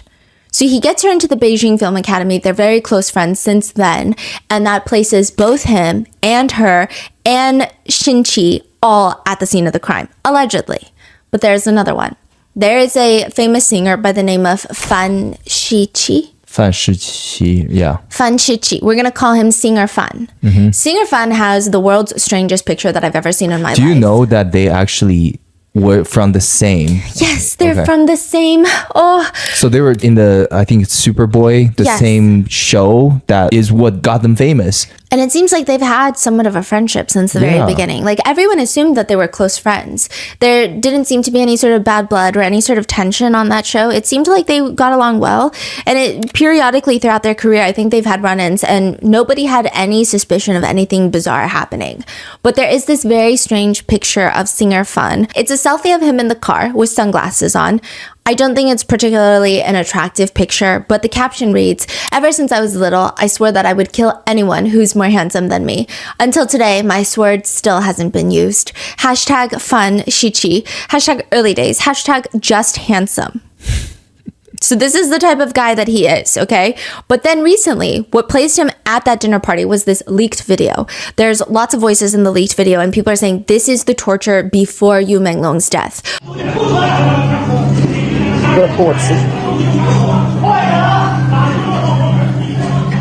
A lot of people are saying there's just no way that Yu Menglong died from falling off the 5th floor. That's been a huge conspiracy, is that people have this theory that he was tortured to either A, get information out of him, such as a USB. Remember, I went over that theory. People think that Yu Menglong finally found money laundering evidence between Xinqi and everybody else, and he downloaded it into a USB and said, I want out of this. I don't want any of this. I don't want to go to drinking parties with anyone. I just want to have a normal career. Keep me out of this. He brings the USB. They want to get the USB out of him. He swallows it, and they're trying to torture him to see if maybe he can spit it up. Maybe he needs to tell them if there's another copy elsewhere. That's been a huge running theory. Another running theory is that they're just torturing him because they like it, or perhaps they want him to consent to sleeping with them and he just won't. There's this audio, leaked audio, where you hear what sounds like singer Fan's voice, and it's saying, "You're lucky that I didn't beat you to death. As a man, it's just a little blood. What's the big deal? It's not a fucking thing." A lot of people say it sounds just like singer Fan, and it is a very venomous way of talking. I don't know if this is AI generated. I don't know. I mean, with cases these days, specifically cases where authorities will not come out and confirm or deny anything, it's getting so crazy with AI. The amount of times that we have to look for frame by frame to see if we can spot any sort of discrepancy that would indicate that it's AI generated. But even then, it's not like I specialize in discovering that. Like, I barely know anything. So it's just been so difficult, and there's so many. The fact that we've run into even like there are real photos, and then people use AI to make that photo move. So now it's like, oh, that looks like the video because it looks just like that photo. And then we have to look frame by frame, and then we turn out it was AI, it was fake. I don't know how it's going to be in 6 months. I mean, 6 months is bad. Like 6 years would be so... Yes, so bad. This one specifically, I think it was, I was talking to you about it. It was the craziest thing. We were all sitting there and I was like, something about this is so weird. This is the video that gets singer Fan roped into all of this. He's saying all of this, and Yu Menglong, you hear dog howling, and then Yu Menglong's voice comes out, and it's the weirdest, calmest voice, and he says, "Oh, Fuli is here to save me." Fuli is his dog. So people were saying, listen to this entire leaked video. This guy, singer Fan, is torturing Yu Menglong, bleeding, making him bleed. He's like, oh, blood's nothing, right? And then the dog starts barking, and Yu Menglong is like, my dog is here to save me. And then you hear just seconds and minutes of the sound of a dog howling and Yu Menglong wailing, like sobbing. And it sounds like his dog is being tortured in front of him. 鸡巴什么呀？徒弟来救我了，没鸡巴打死你就不错了，他妈忍着点吧，没鸡巴事儿，大男人他妈流点血，算鸡巴什么？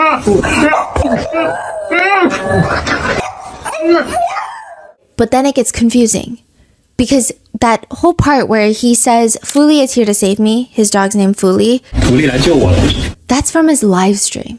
徒弟来救我了，噔噔，徒弟来救我了。 So we don't know how much of this video is accurate. Singer Fan saying that, it sounds like him, could be AI, but it sounds like him, but it could be AI, we don't know. And then this part seems like it was edited in, because it sounds just like him saying it in his live stream where he's cooking and then he sees his dog and he's like, oh, Fuli is here to save me. And it's just calm. It doesn't match the tone of the rest of the video. But then when you have the dog howling and Yu Menglong crying, it sounds like him. Yeah. It sounds like him crying. So it's like, what is it possible that 80% of this video is true and the 20% is edited? Is it possible that 90% is true? Is it possible that only 50% is true? And if any part of it is true, that's already very alarming. And then there has been this conspiracy that's been running around, which I've been talking to you about like people saying, oh, well, it's been debunked. Well, has it really been debunked? Who said it's debunked? Another big problem with this case is there are speculations that the people in power, perhaps even the government, they take a very real audio clip and they intentionally fake it Because they're like, this audio clip is probably going to get out there somehow. Someone's leaking information, so it's going to get out. So why don't we put it out first, but we insert some fake audio, throw it out there. Some internet sleuth is going to say, wait, this is fake. And now this whole audio that would have been leaked as real is now fake. Yeah. Because we edited in this random little word in there. Yeah. That you can hear from his other live stream. Yeah, that's a very easy way for them to invalidate anything that's even real, right? And it's a very smart way of doing it. Yeah. Because now it makes everybody question. And I see people fighting in the comments. So it's been a whole thing of like, how much of it can we trust even if it is debunked? And like, what part of it is debunked? It doesn't mean the whole video is debunked. We don't know. But it does connect to another leaked video. So in the video, people believe that singer Fan was torturing Yu Menglong and later tortured the dog in front of Yu Menglong, ultimately killing the dog in front of Yu Menglong. And the reason that people believe that part of the audio is real is because there's another video, a recording outside of Yu Menglong's residential window.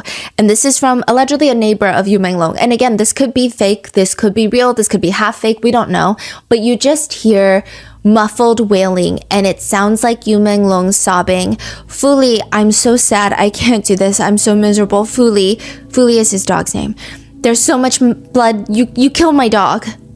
I'm gonna insert the audio, but just a trigger warning, skip ahead maybe 30 seconds. I don't know how good AI content is getting, but the sounds sound very visceral. It doesn't sound like AI generated screaming, it sounds gut-wrenching.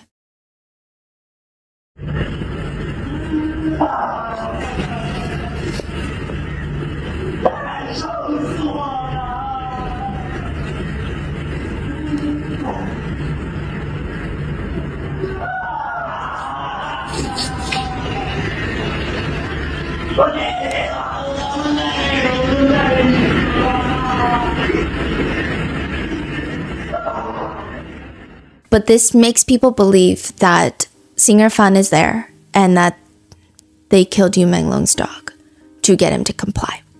People are now asking singer Fan in his comments, what is 12 years of friendship to you? Your shameless betrayal and lies have been exposed. But what's crazier is that 4 days after Yu Menglong's passing, singer Fan posts on Weibo, I'm very happy. Are you guys happy? If you're happy, are you ready to meet me in Chengdu? Which was for his next concert that sold exactly 15 tickets. The comments all read, his friend is dead. What is this motherfucker happy about? Ultimately, only 15 tickets were sold for that concert. They had to cancel the entire thing. His studio tried to make it seem like he had to cancel it because he's sick, but all the netizen comments read, oh, you're not feeling well? I hope you don't make it. Hope the disease defeats you ASAP. You must not get through this. Fighting. People think it's weird that he has not made any sort of big statement disproving any of this. And the one thing that people think could debunk that singer Fan is there, the dogs. If this audio is not real, then the dogs are fine. Where are Yu Menglong's beloved dogs? Like, he loves these dogs. An employee of the agency that Yu Menglong was signed with, the one that everybody hates right now, she's like, I work at the agency, but I've been a good friend of Yu Menglong's forever. She says, in fact, there was a time where I was really sad and I had some bad thoughts, and he was the one that stopped me. He was the one texting me. And so I don't believe that he would ever self-exit. So it must have been a drunken accident. Basically, that's her whole stance on all of this. This was like the message that we're seeing when this first happened. She's the first one to come out and say, this could not be self-exit because Yu Menglong saved me when I had the thought. But she's so convinced that it is a drunk accident, which people are saying that doesn't make sense, because if you work at the agency and you are a so-called close friend of Yu Menglong's, you would know that he would not drink that much right before a CCTV giant performance that he has the next day on a government-run television program. So you would know that. People don't like her because the dots are not connecting. But some people are open to it. They say, well, if you're such a close friend, can you tell us that Yu Menglong's dogs are fine? Because then maybe we don't need to cancel singer Fan, and maybe we are cyberbullying him. Maybe he's innocent. Just let us know where the dogs are. Are they okay? And she comes out to say, the dogs are fine, okay? They're being taken care of by a close friend of Yu Menglong. What's very interesting right off the bat is that her posts are not being censored.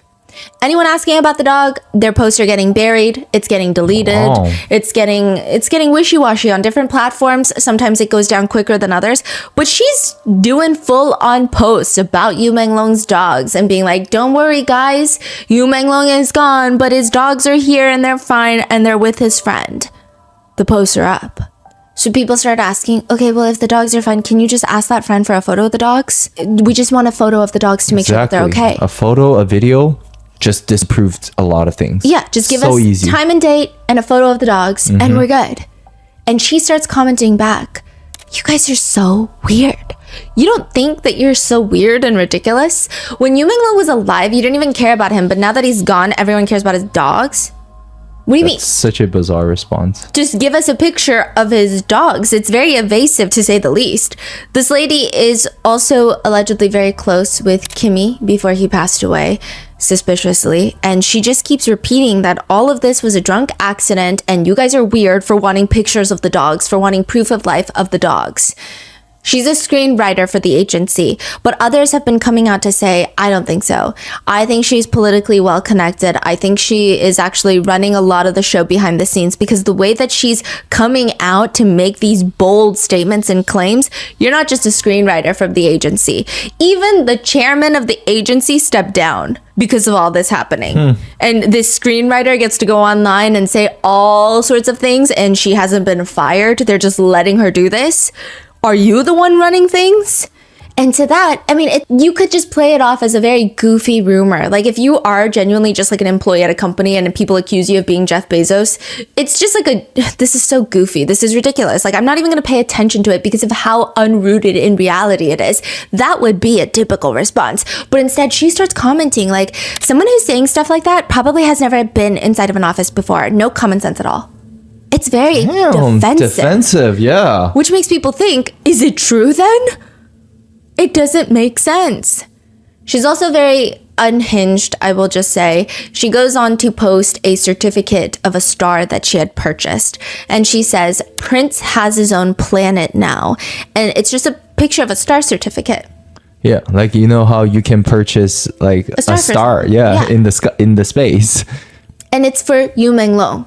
And there is a giant star emoji on there covering something, which is already strange. And on the certificate, it reads, Dear Yu Menglong, you are everything when you are with me, and everything is you when you are not. Does that sound like just a thing that you do when you work together? Like, you are just colleagues? You're a screenwriter for an agency, he's talent for the agency. Sure, you guys can have a friendship, but to put that on the star is very odd. People looked up the coordinates, and the star is, you know how she put that giant emoji covering it?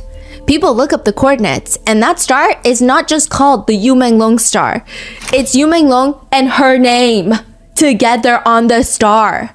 Then at the very end, there is another word. It's an Arabic word. I'm gonna butcher it. Like, she literally named the star. It's almost like Stephanie plus Panda. Yeah. This is so chilling. Yeah. And she puts this Arabic word. Apparently it means like, you bury me. It's supposed to be a very romantic and somber way of saying, I hope to die before you so that you can bury me, because if you leave first, I can't live without you. It's like a very strong romantic gesture of like, I will not be okay if you're gone.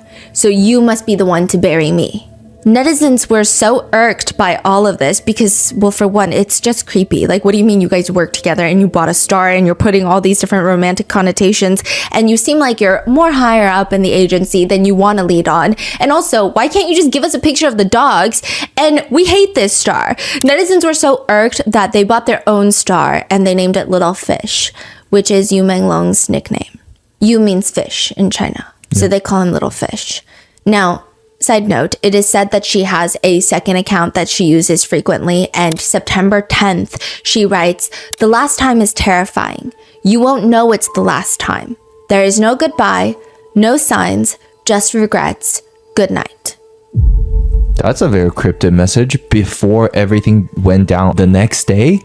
Yeah, before the first post goes up at around 11 in the morning the next day, she posts this allegedly on her alleged second account. There's no way to prove that this is her account. There's no way to prove that this has any relation to the Yu Menglong case. But if it is, It seems like she knows a lot. Yeah, this woman is so weird. Yeah. Just like the dog thing to me is the biggest red flag. She inserted herself into this whole dog thing. She's like, no, the dogs are not dead. And then as soon as people are asking for a photo, she got so mad. And she's yet to send a photo, which is such an easy thing to do. She could easily just take a video of herself going to see the dog. Yeah, or you just even ask the friend for a photo. Yeah. It doesn't add up. This places her also on that list. People don't know if she was there that night. People don't know if perhaps she just knows a lot, coordinated a lot.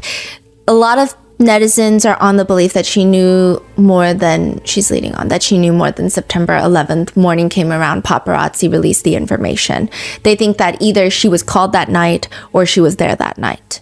Then we have the red-haired director. We're coming back to him. So the reason that he's placed at the scene is because he's always harassing young men. It seems like he was very into Yu Menglong. And another thing is, there is a picture of him at a fashion show the next day after Yu Menglong's passing, and these are paparazzi photos, and there appears to be what looks like blood on his shoes. Like if you were to step in blood and it would dry on your shoes. It's not like splattered where he would even notice. It's not so obvious where it's like, oh, no, that seems like a design choice, or that seems like this. It just seems like on the very edge near the sole of his shoe, coming up the ridges a little bit of his sneakers, it looks like he stepped in something dark and red. It is weird. I mean, I don't remember last time I got red on my shoes. It's a very specific color. Yeah, that is weird. Yeah. It's not like brown and dirt. It's red. And he's best friends with Song Yu-ren, who has also been placed at the scene. So everyone, and remember September 10th, that night, he posts delicious, like yummy on Weibo. So again, that puts him at that scene. And then there's a new photo that starts circulating. In neighborhood forums and later on social media platforms, one of the biggest questions was, who the hell are these two guys holding hands at the scene of the crime? Which, by the way, it's not really a scene of the crime because the investigation has closed it as a drunk accident, but most people think it's the scene of the crime. They're like, who are these two dudes? Can you explain the photo again? Yes. Like the situation, what are we talking about? Of course. So this is, a lot of neighbors had gone to that building to try and see what's going on, investigate, and all the police are trying to tape it off. They're not even letting security in. It's very controlled. But outside the building, you see building 18, and at the very bottom, right before the door opens, before you get into the building, there's a bunch of police officers scattered about, and you see this man in white, and he has his back turned toward the camera, so you can't really see his face, and he's sitting on what looks like the ledge. It's a little sidewalk ledge. And then a man in black is standing next to him, and you only see his side profile.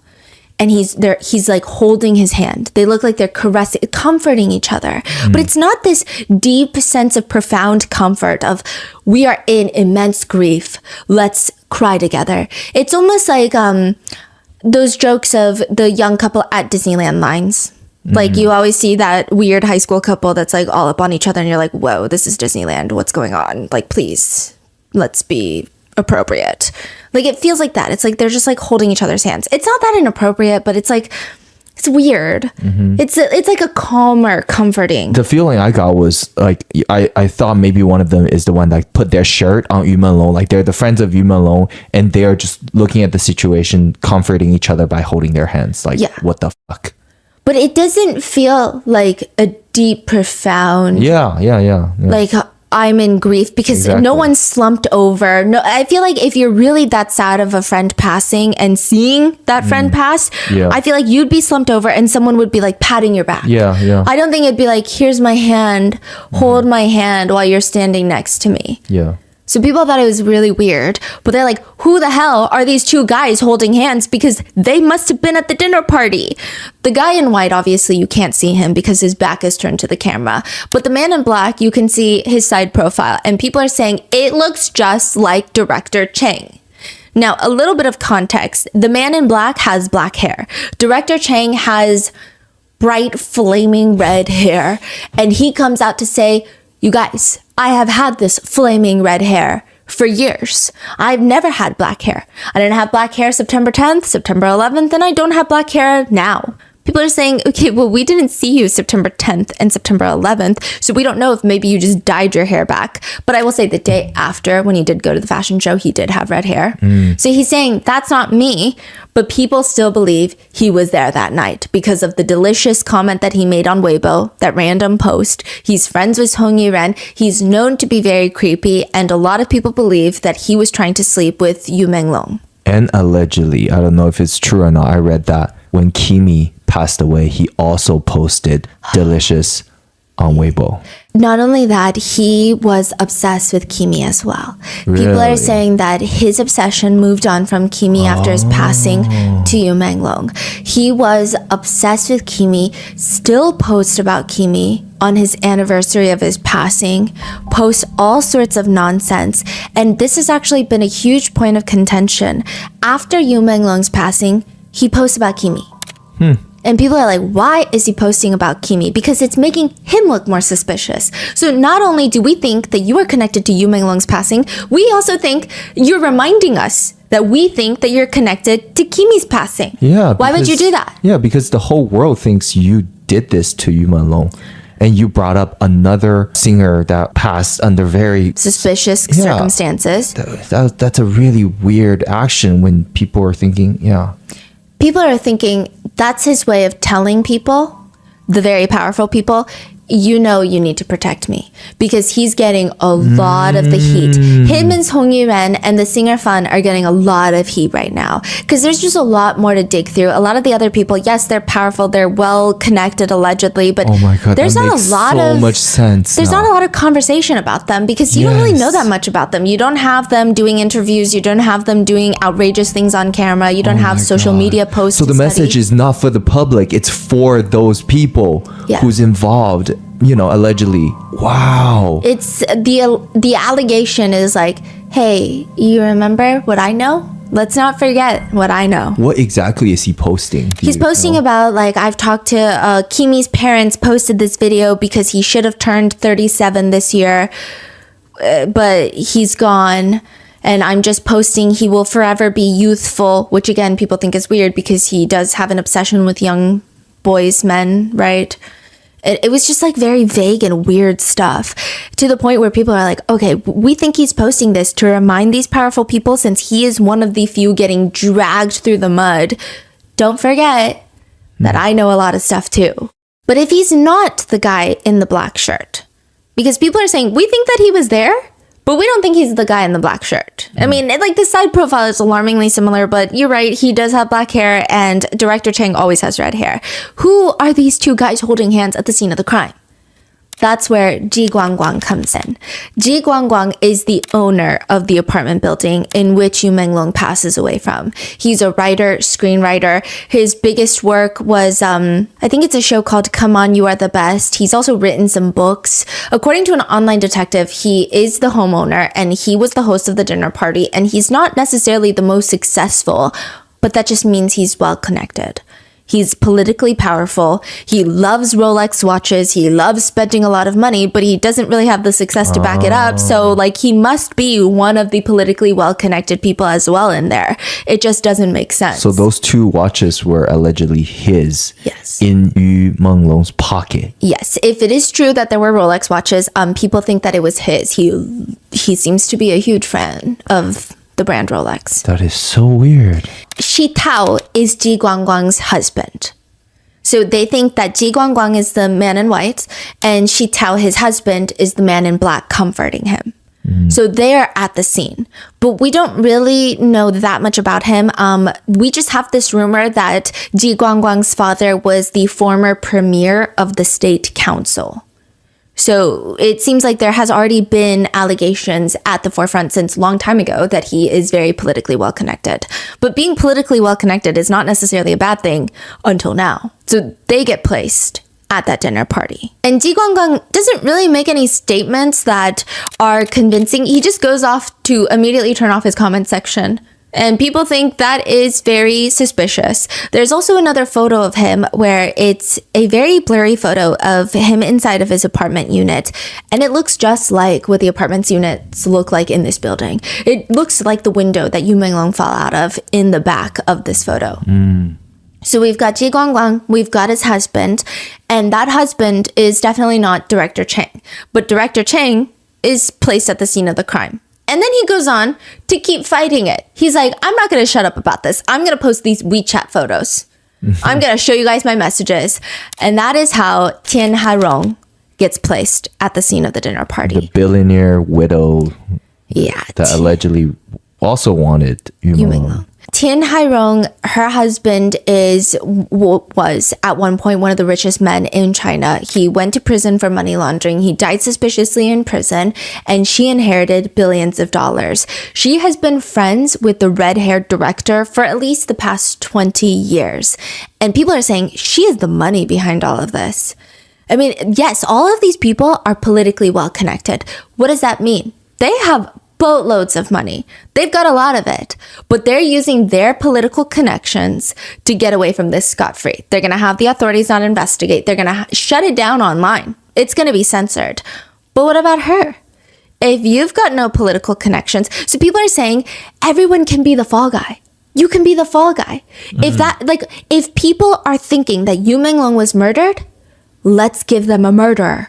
That's the easiest way out of this. Why does it have to be this hard? Why do we have to have all these rumors and these conspiracy theories? They want a murderer? Give them a murderer. That's usually what bad people do. So why is there no murderer being placed at the scene of the crime? Why is there no fall guy? And so you've got people thinking, okay, well, maybe Song Yiren was just a madam that was working in the business, but people are like, there's no way, because then she would have been the easiest fall guy. Shin Qi, he might be related to the head of the administration, so there's no way he's going to be the fall guy. Director with the red hair, he's telling them straight up, allegedly online, I've got so much information, you don't want me to be the fall guy. Same with the manager, Yu Menglong's manager. Maybe they know too much information. Then you've got Ji Guangguang and his husband. Perhaps they're so politically well connected that they're not going to go down for it. And now you just have Tian Hairong. She's a billionaire, but it's a little bit different in China, where billionaires have so much power. They do, but they don't have as much power as they would in America. They are still subject to the head of the administration. At the end of the day, they are not the top dog. And so why can't she go down? They could just say, hey, she's a creepy widow and she was obsessed with this guy. He didn't want her because she's older and maybe he doesn't like her. Whatever. She got enraged. She kicked him off the building. She pushed him off the building. She hired one of these random people off the street to push him off the building. They could have made her the fall guy. Allegedly, she is the pockets in all of this.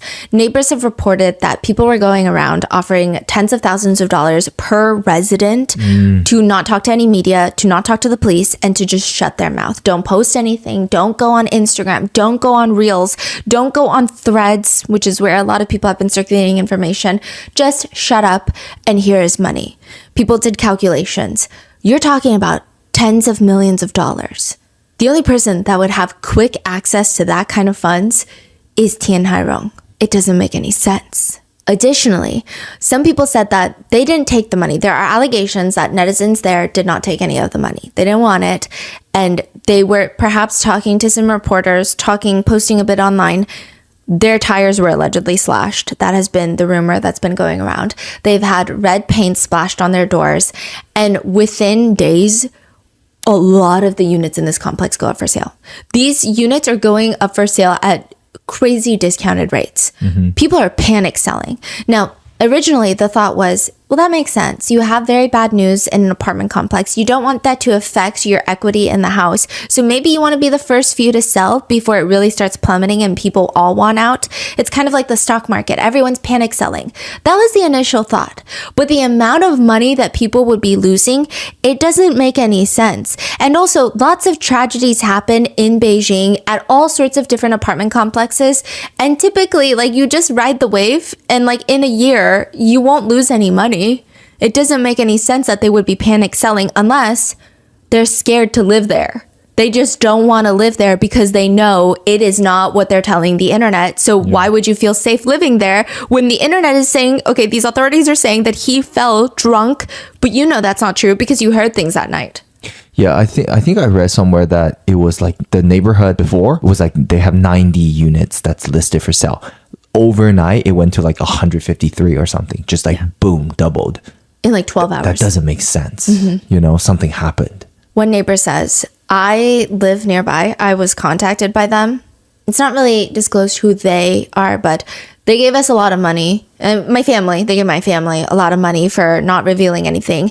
We did hear the sound of something falling down that night, but security told us that one of the units was just like throwing trash away. So we just assumed it was that. They asked us to ignore the sound. Like I was saying in the beginning of the episode, the reason that people are roping Ting Hairong into all of this is that she reposted her WeChat screenshots. They don't align with everything that's been happening. That receipt of the Bulgari Hotel restaurant receipt, that was weird. And so people think, yes, you are a very suspect person, and we think that you were there at the dinner party. But she really seals the deal in the netizen opinion department when she decides to repost a statement from the police officials as a way to inadvertently declare her innocence. She reposts the police statement that they have officially arrested 3 people in connection with this case. Okay, this is like the craziest thing. The police finally come out with their own statement. Previously, everybody's talking for the police, saying the police have concluded that there's no foul play. The police come out weeks later. Okay, so in China, the police announcement's always coming out in this navy blue poster. That's like with a stamp of the police on there. That's the official statement. And that usually gives you the most credible information, as credible as the police official statement is. And people thought that it was going to be about Yu Menglong's case. So they're like, okay, this is a long one. We see lots of words. So it must be about Yu Menglong's case, and we're finally going to get answers. And they kind of briefly touch about Yu Menglong, but more so, they just post 3 people have been detained in connection with this case. They are being investigated. One detainee fabricated a story that Yu Menglong was set up by others and injured before jumping. Another detainee fabricated a story that he was thrown off the building. And the last detainee fabricated a story that Yu Menglong's mother was being held under control, resulting in her not being able to comment on this case. All 3 of them have been placed under compulsory legal measures by the police. This is like it. That's it. All they write about Yu Menglong is after Yu Menglong's accidental fall from the building while intoxicated. Police immediately investigated. Through scene inspection, forensic examinations, interviews, and reviewing of the surveillance footage, criminal suspicion has been ruled out. The investigation results were shared with the family, who have raised no objections. Yu Menglong's mother has also issued a statement through the studio's official Weibo account. We're going to get more on this mother's statement later on, but people are just saying, I mean, it does not take that many neural pathways to figure out that this statement is not going to be received well. Within an hour or so, there are almost 100,000 comments left under the official post, but only like 8 of them were viewable to the public. Wow. People have gone to repost it, and a lot of those comments read, "You should spend less time on social media and more time investigating crimes. What should I pay attention to if my friend invites me to a dinner party at their apartment in Beijing? Hey, so you guys saw nothing on the 5th floor? No stairs, no elevator, no surveillance cameras? Like, are we seeing anything?"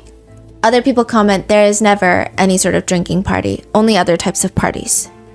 But what's crazy about this is Ting Hairong repost the photo of the police bulletin that they had posted on Weibo. So you've got 2 posts. You've got the police's original Weibo post of this bulletin board. She reposts that picture, and people are looking at them too, side by side, and they go, that's really strange. Because on the corner of the police post, on the corner, bottom, you see their Weibo handle, like Beijing Chaiyang Police. Then you go to her picture, and you see on the corner her username for Weibo. But it's not a bunch of jumbled words. It's not her username on top of the police username, which means she must have had the original bulletin. She must have had an original copy of what they were going to post. This is crazy because the police don't just give that out to people. Police don't really go out of their way to give their statements and official postings to people for fun. FOIAs, FOIA requests are not really a thing in China, so how could she get that if she doesn't have some sort of power over the police or some sort of connection with the police officers? Especially when you consider a reporter called the police just before this official statement was posted asking for an update on the case. Just a status update. The police straight up tell them, look, if you're not directly related to Yu Menglong or Yu Menglong's family, I cannot disclose anything about this case. Just wait for the official announcement like everybody else. So why doesn't Ting Hairong just wait for the official announcement like everybody else and just repost it with their handle on this side just like everybody else? It doesn't make any sense. especially when you consider that doesn't get censored, but all these different bloggers who are reposting leaked information, or even journalists sharing what their sources have told them, their accounts are getting restricted or banned on social media. Fishermen on Weibo, Little Red Book, Douyin, they've all been banned. A lot of them have been deleted. Fishermen are coming out and saying, I'm trying to make a living selling fish. I go out into the deep ocean, deep sea fishing. I come back, I make little doings, I make little TikToks to bring people to my dried fish store on TikTok shop. And I have been banned. I've been suspended. Because Yu means fish, and so people trying to get around the censorship, instead of saying Yu Menglong, they've been calling him little fish. And they have just started banning people that have little fish or fish too often in their freaking live stream or their videos. They just start banning all of them. Even people who are, they're not even fishing. People who are selling fishing hooks, fishing lines, fishing equipment, fishing boat tour companies, all of them are getting suspended, and they're getting very frustrated. And then that inadvertently would trigger a deletion of accounts that would use other words. So once all the fish accounts are getting banned, people are coming forward and fishermen are very upset and they're losing their livelihood. A lot of people have started calling him something else. They're like, okay, let's try to find a different word that we could use, and one that wouldn't affect too many people. One of the easiest ones was Yu Menglong's fan base originally called themselves lemons. And people are like, okay, well, lemons, there's not really lemon sellers. Like, you just go to the market and you buy a lemon. You're not going to have someone that's like, let me show you how I pick my lemons and I'm going to sell you my lemons online. I mean, I'm sure there's some lemon related businesses, but it's not going to be as vast as the fishermen.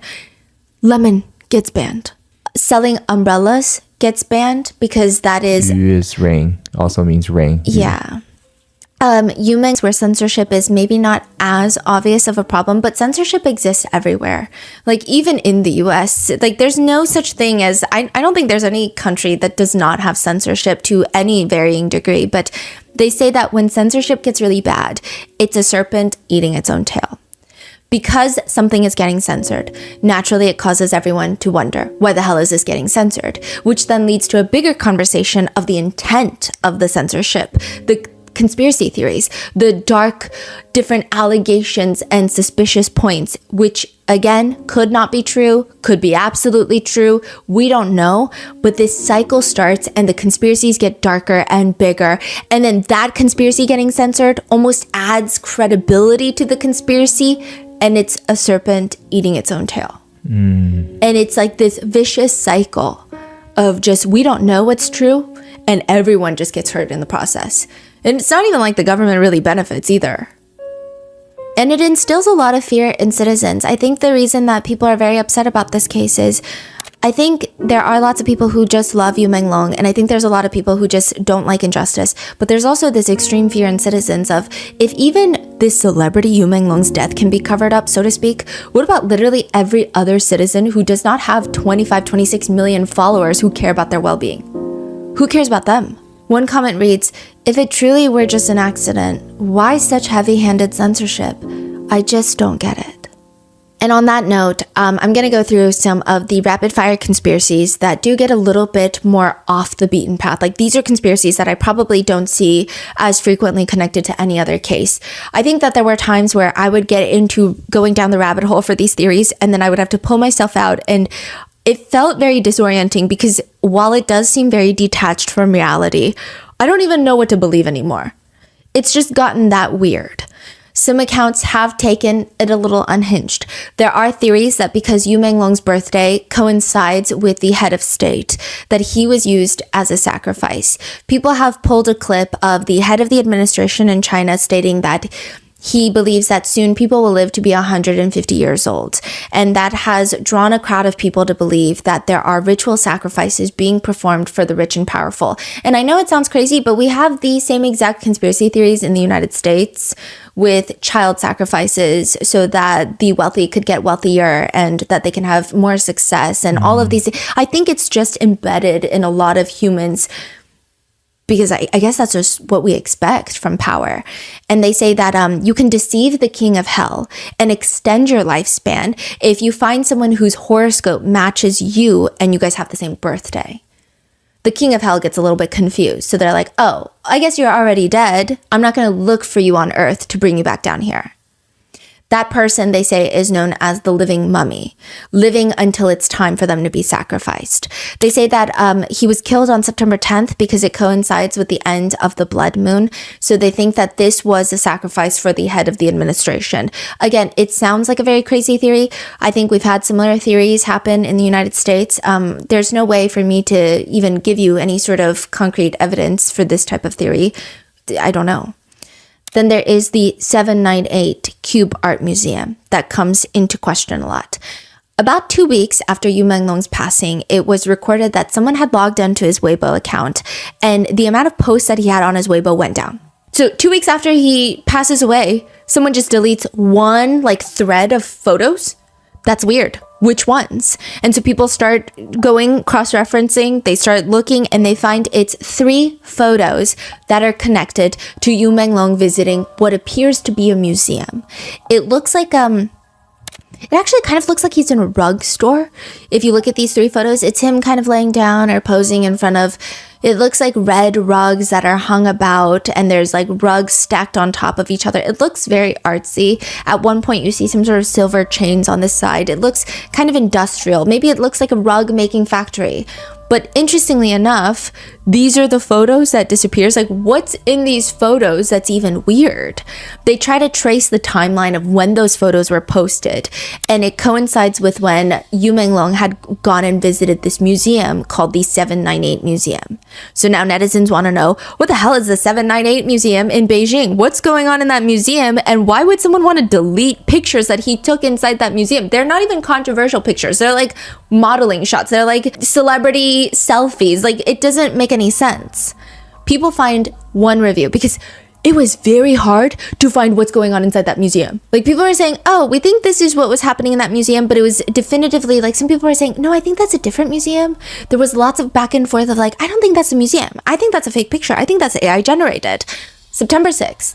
Somebody does review an exhibition from the website of the art museum. See, that's another thing. People are trying to track down which exhibit he went to and why they would delete it, because art museums have different exhibits. Yeah, it changes all the time. Yes. So if they don't find the exact one that he had went to, then it might not mean anything. So they're trying to find the meaning of this exhibit. What is this exhibit?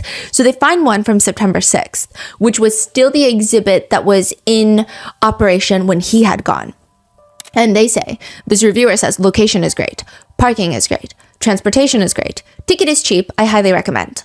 And the photos that the user posts are literally just torture scenes of human bodies.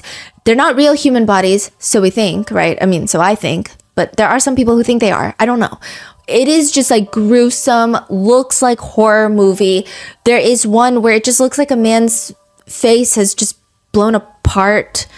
And they look very graphic, and they look real and they don't look real. They look real in the sense of, if I saw that in a movie, it would look very believable. I would say, whoa, that does not look super fake. It doesn't look like a clay figurine. It doesn't look like bad CGI. But they don't look real in the sense of, if these are real, the decomposition wouldn't make sense unless they're preserved somehow. So it's this very weird, I know some people are saying these are real humans, but they would have to preserve it's just, overall, it's a weird exhibit. But art is subjective, I guess. But more than that, the organizer for this very gory, very bloody exhibit is Ji Guangguang's husband. The owner of the apartment, his husband is the one that runs this exhibit. The guy in the black shirt. Holding Ji Guangguang's hand. People wanted to make sure. Are we sure though that this is the exhibit that he went to? They cross-reference photos from this user, and they cross-reference the photos that were deleted on Weibo. And it's pretty clear that that is the exhibit that he visited. Yu Menglong did not post any of the gory exhibit, but he posted next to it, where there are rugs being hung about. There's these chains that are being hung about. He posted there. And so why would they delete that? And why does it seem like there's not that much information about this specific exhibit online for people to see? Because isn't that the whole point of having an art museum? You want everyone to know about this exhibit. You want to do press tours. You want to do press releases, articles. You want curators to come into your exhibit and write about it. And there's just nothing. That doesn't make sense. Guess who also is pictured frequently visiting this museum? The red hair. Yes, red-haired director. Now, allegedly on the museum's website, this is an allegation. This could be photoshopped, I can't tell you, but it was alleged that before this was taken down, it was announced that Yu Menglong was supposed to have an exhibit at this museum, like a collaborative exhibit, from September 6th to September 12th. So like right when that one ends, he's going to have his exhibit. But after his passing, they removed everything about it, is what people are saying. I don't know. I don't know if people who had gone to that exhibit would come out. I don't know if he would have fans that went because these are his fans who support him. And then they would feel inclined to come out. So I don't know if any of this is true.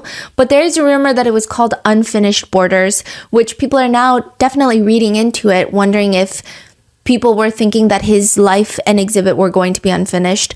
That part, I don't know.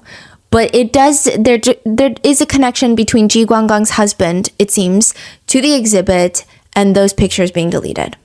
There's another piece in the museum. This museum has been a huge topic of discussion.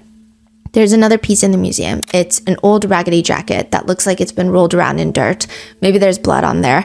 It just looks like it's been soiled. This jacket is just hanging on the brick wall of the exhibit, and Yu Menglong was pictured, allegedly spotted, wearing a similar looking jacket at the airport before.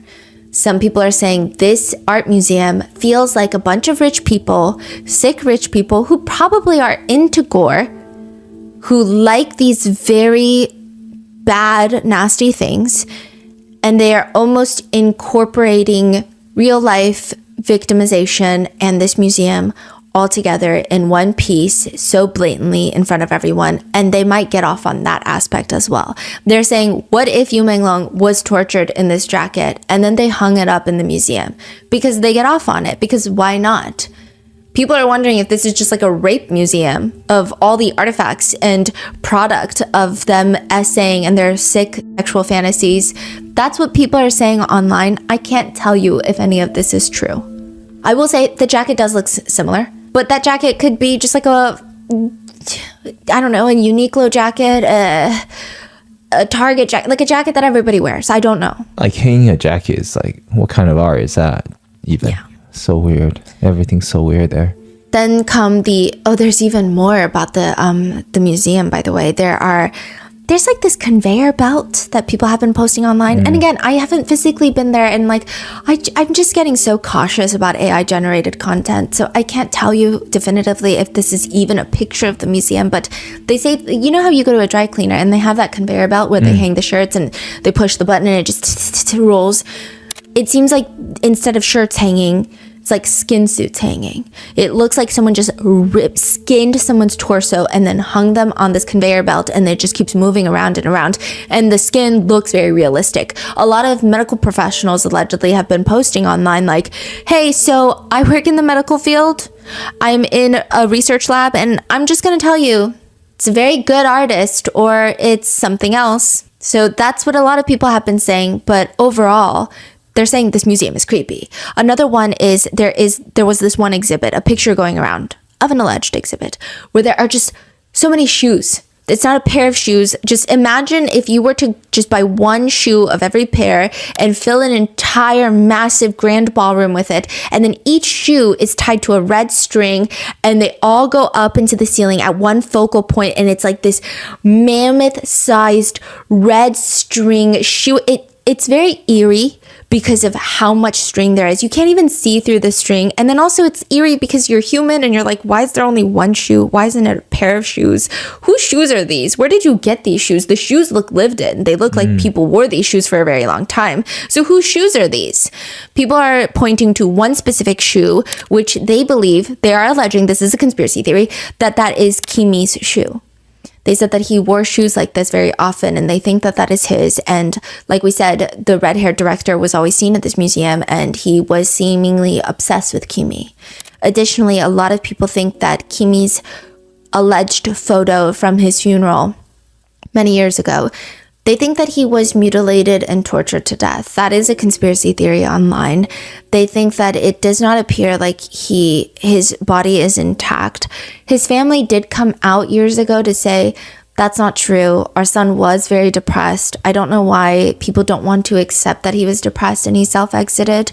We didn't want to see his hands. That's why it looks like he has no arms, because we asked them to put his hands into the flowers in the casket because they were just bloated and engorged, and we didn't like the way that they looked, and it was bothering us, and that's why it looks like that. People don't believe that to this day. They think that his casket photos are unnerving. They say that it doesn't look like he really even has a torso. It looks like he's almost been stuffed with like a cardboard cutout of something to make it seem like his shirt is in place, but again, these are conspiracy theories. And then come the tunnel theories.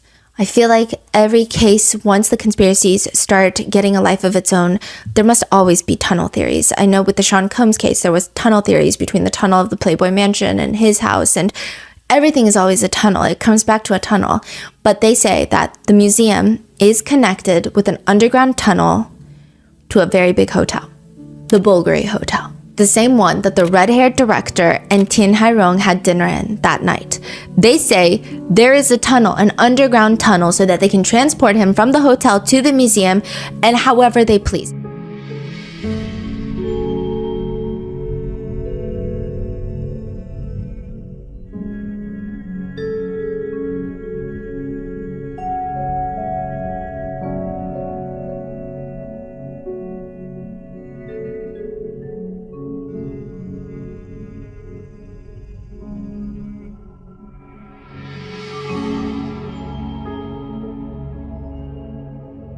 I will say when you look at the map, they do seem like in some sort of perpendicular parallel line. But again, cities are built on perpendicular parallel lines, so it's not necessarily the most alarming thing, but I don't know. The Bulgari Hotel has been more or less canceled in Beijing, China right now. There were a few videos that came out from people who claim to have been in that hotel during that time of, well, a little bit before Yu Menglong's passing. And they say that it was weird because you checked into this 5-star hotel, one of the alleged reviewers, and they were in the hallway. They hear screaming. They hear all sorts of things. It sounds like someone is getting tortured. And there's like little red droplets in the hallway floor. They zoom in on it. It looks like blood. So people are saying that sounds like the people who were allegedly with Yu Menglong. That seems to be connected. Then another person posts another video allegedly at the Bulgari Hotel, but they don't even say that it was at the Bulgari Hotel. They say this is leaked torture video and audio of Yu Menglong's passing. And you just hear people screaming, like, spit it out, hurry and spit it out. And this is how the USB theory comes about, of he swallowed a USB and they're trying to get him to spit it out so that he won't have that evidence. But they're just filming the floor of what looks like a hotel floor. The tile is extravagant and the tile is oddly specific. It's an 8-point star. So instead of just like a regular star, it has 8 different legs on the star. And people are like, that is such a specific design. And they start looking into it, and that is one of the trademark designs of the Bulgari Hotel chains. They love an 8-point star.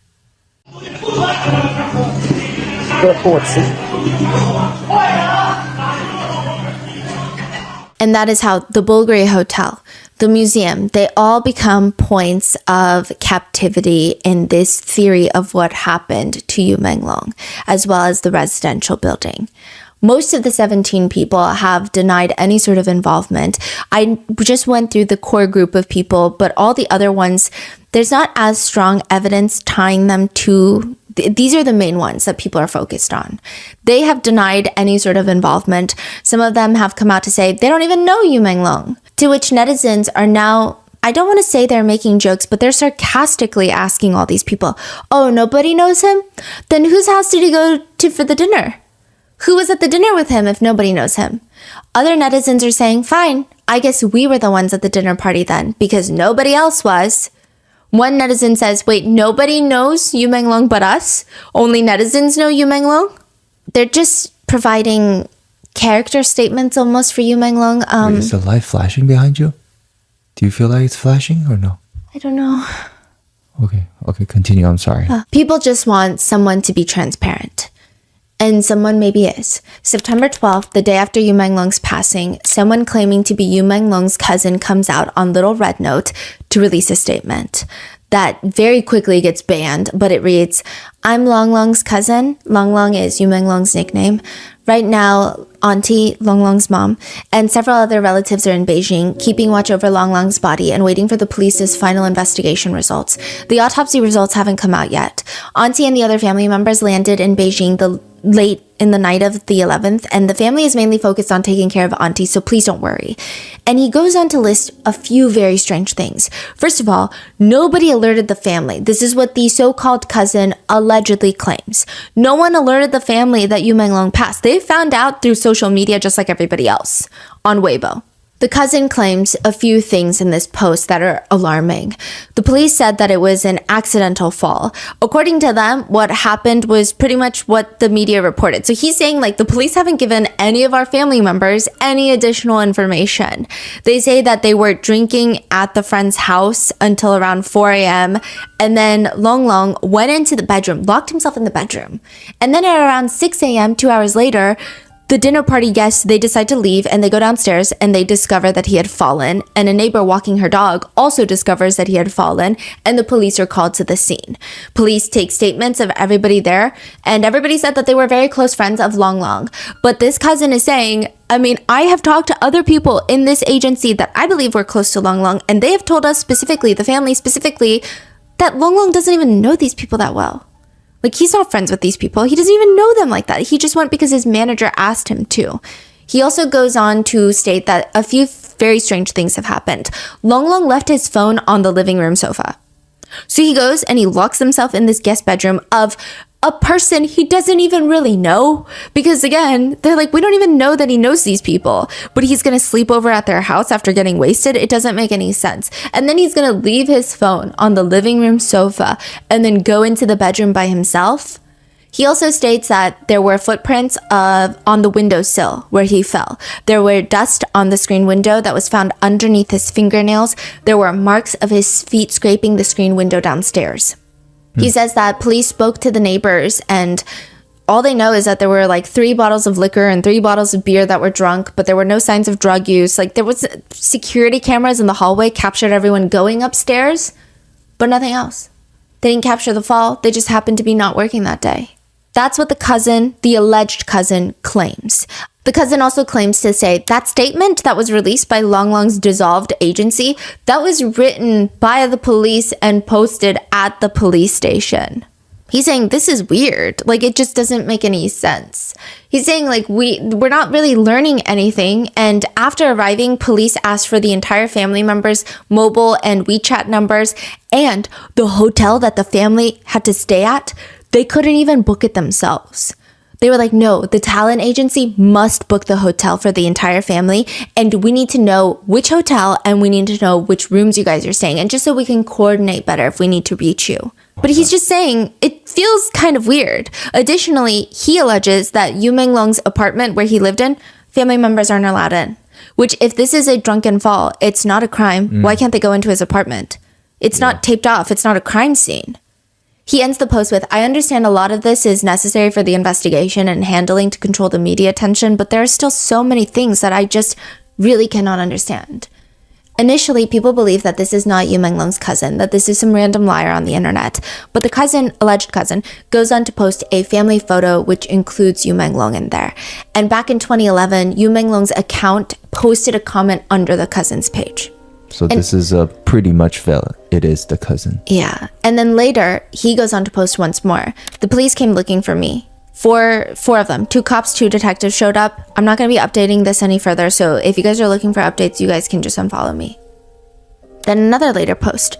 Yu Menglong's mother and relatives of Yu Menglong have all left Beijing. I'm not going to post anything more, so just unfollow me. Then the account gets deleted. Remember in the last episode, a lot of people were upset that this dissolved studio was the one to announce that the police ruled out any foul play, and they officially announced that Yu Menglong had passed. This dissolved studio that nobody knows who's even really controlling, maybe the police, like the cousin alleges, maybe somebody else, Even more suspiciously, though, September 16th, 2025, so this is 5 days after Yu Menglong's passing, the same studio releases another statement. This time they claim that it's Yu Menglong's mother that wants this statement out in the world. That she was like, can you please post this for me? Because no, I don't have social media and I just want this out there. This is her alleged note to the public. In the recent days, I have suffered enormous pain. My beloved son, Yu Menglong, accidentally fell to his death after drinking, leaving us forever. This sudden tragedy has plunged us into deep grief. Police have informed me of their investigation results and all arrangements have been completed. I hope everyone will look at this accident rationally and stop making guesses. I also hope to return to a peaceful life as soon as possible, carrying my memories of Yu Menglong and living each day as best as I can. I believe this to be Yu Menglong's wish.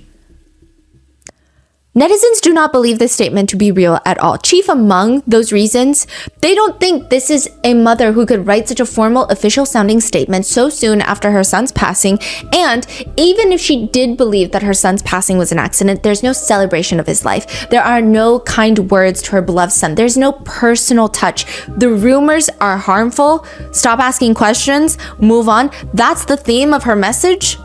After her son passes away, it just doesn't make sense. And he's only spoken fondly and kindly of his mom. It doesn't seem like they had bad relations at all. It seems as if the entire message is, stop asking questions, don't investigate, let's end it here. Which is interesting because another letter starts circulating, and people believe this to be Yu Menglong's mother writing this letter. There is a red thumbprint, so it's like a signed letter. And again, this could be anybody's thumbprint. Who's to say this is Yu Menglong's thumbprint? But you tell me which one sounds more like his mother.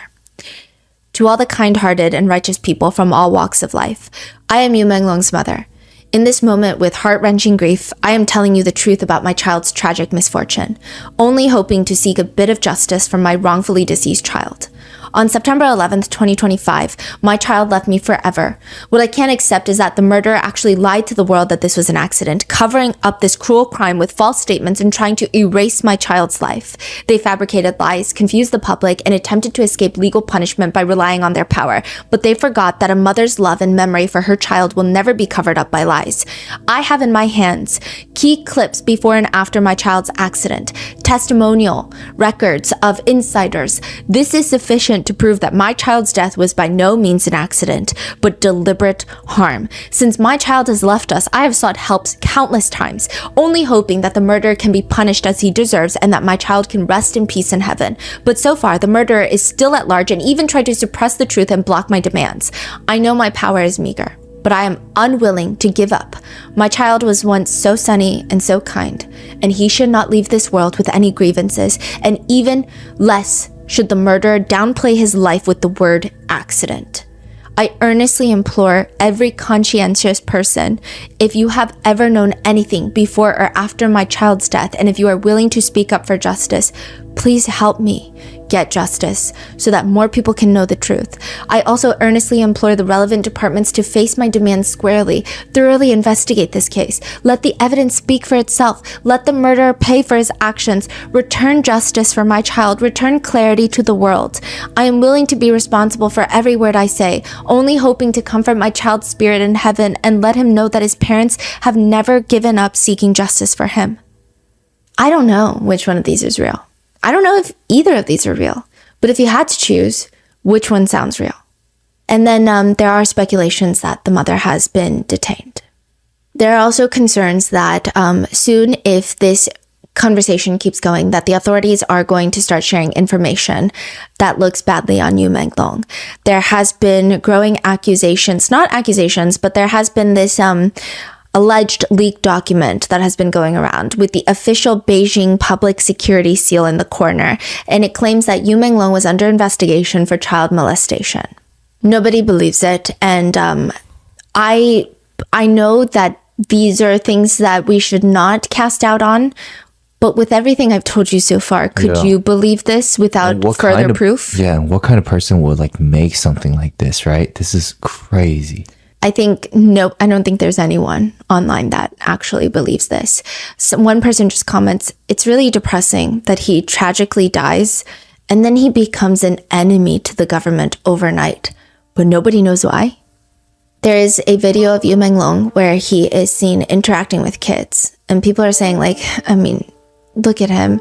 He says in the interview, if I didn't get into the entertainment industry, I would have become a teacher. A lot of people have come forward to say really amazing things about him. His former middle school teacher has come out. 这是我的学生，我还记得啊，他的英语学得特别好，他的理科呢要差一点，但是呢，有时候把他叫到办公室去，提到他的作业做得不好的时候，他总是笑眯眯的，你就没有办法用这个狠话去批评他，因为他总是那样温和的。这个事情我可能会一直要带到余生都要去关注了。前几日开始吧，就是给自己安排了一个任务，每天呢发一个朋友圈，然后每天发一个不一样的，不是为了让别人点赞，就是想让别人知道啊，看到的啊，他的点点滴滴呢，我把它保存下来，然后每天发一个不一样的。不是为了让别人点赞，就是想让别人知道啊，我们新疆走出去这样的一个好青年，他捐款过，而且还支教过，因为又有多少青年能做到这一点呢？ It seems like a lot of people say that he likes to live in harmony with the world. That was his energy. He was never super extroverted. He just seemed almost like that peaceful, wise character that's always there. Even 10 days after his passing, there was a donation made to a charity. And people saw his name and they were very emotional because it seems like he has these donations on autopay. It seems like automatically every month he's donating to people who need it more than he does. And as of right now, that's all we know about Yu Menglong's case. I don't know if we will ever know more. But it does seem like every time someone suspiciously dies, the conversation seems to get bigger and it seems harder to censor it. And the first video that we posted about Yu Menglong's passing has been age restricted. I don't think that it's nefarious. I don't think it's anything related to any sort of government entity. I think it's just the content of the story is just, it's going to be age restricted. So it's inadvertently suppressed in its own way. What are your thoughts on this? What do you think happened? And do you think we'll ever get answers? Let me know in the comments and be safe, and I will see you in the next one.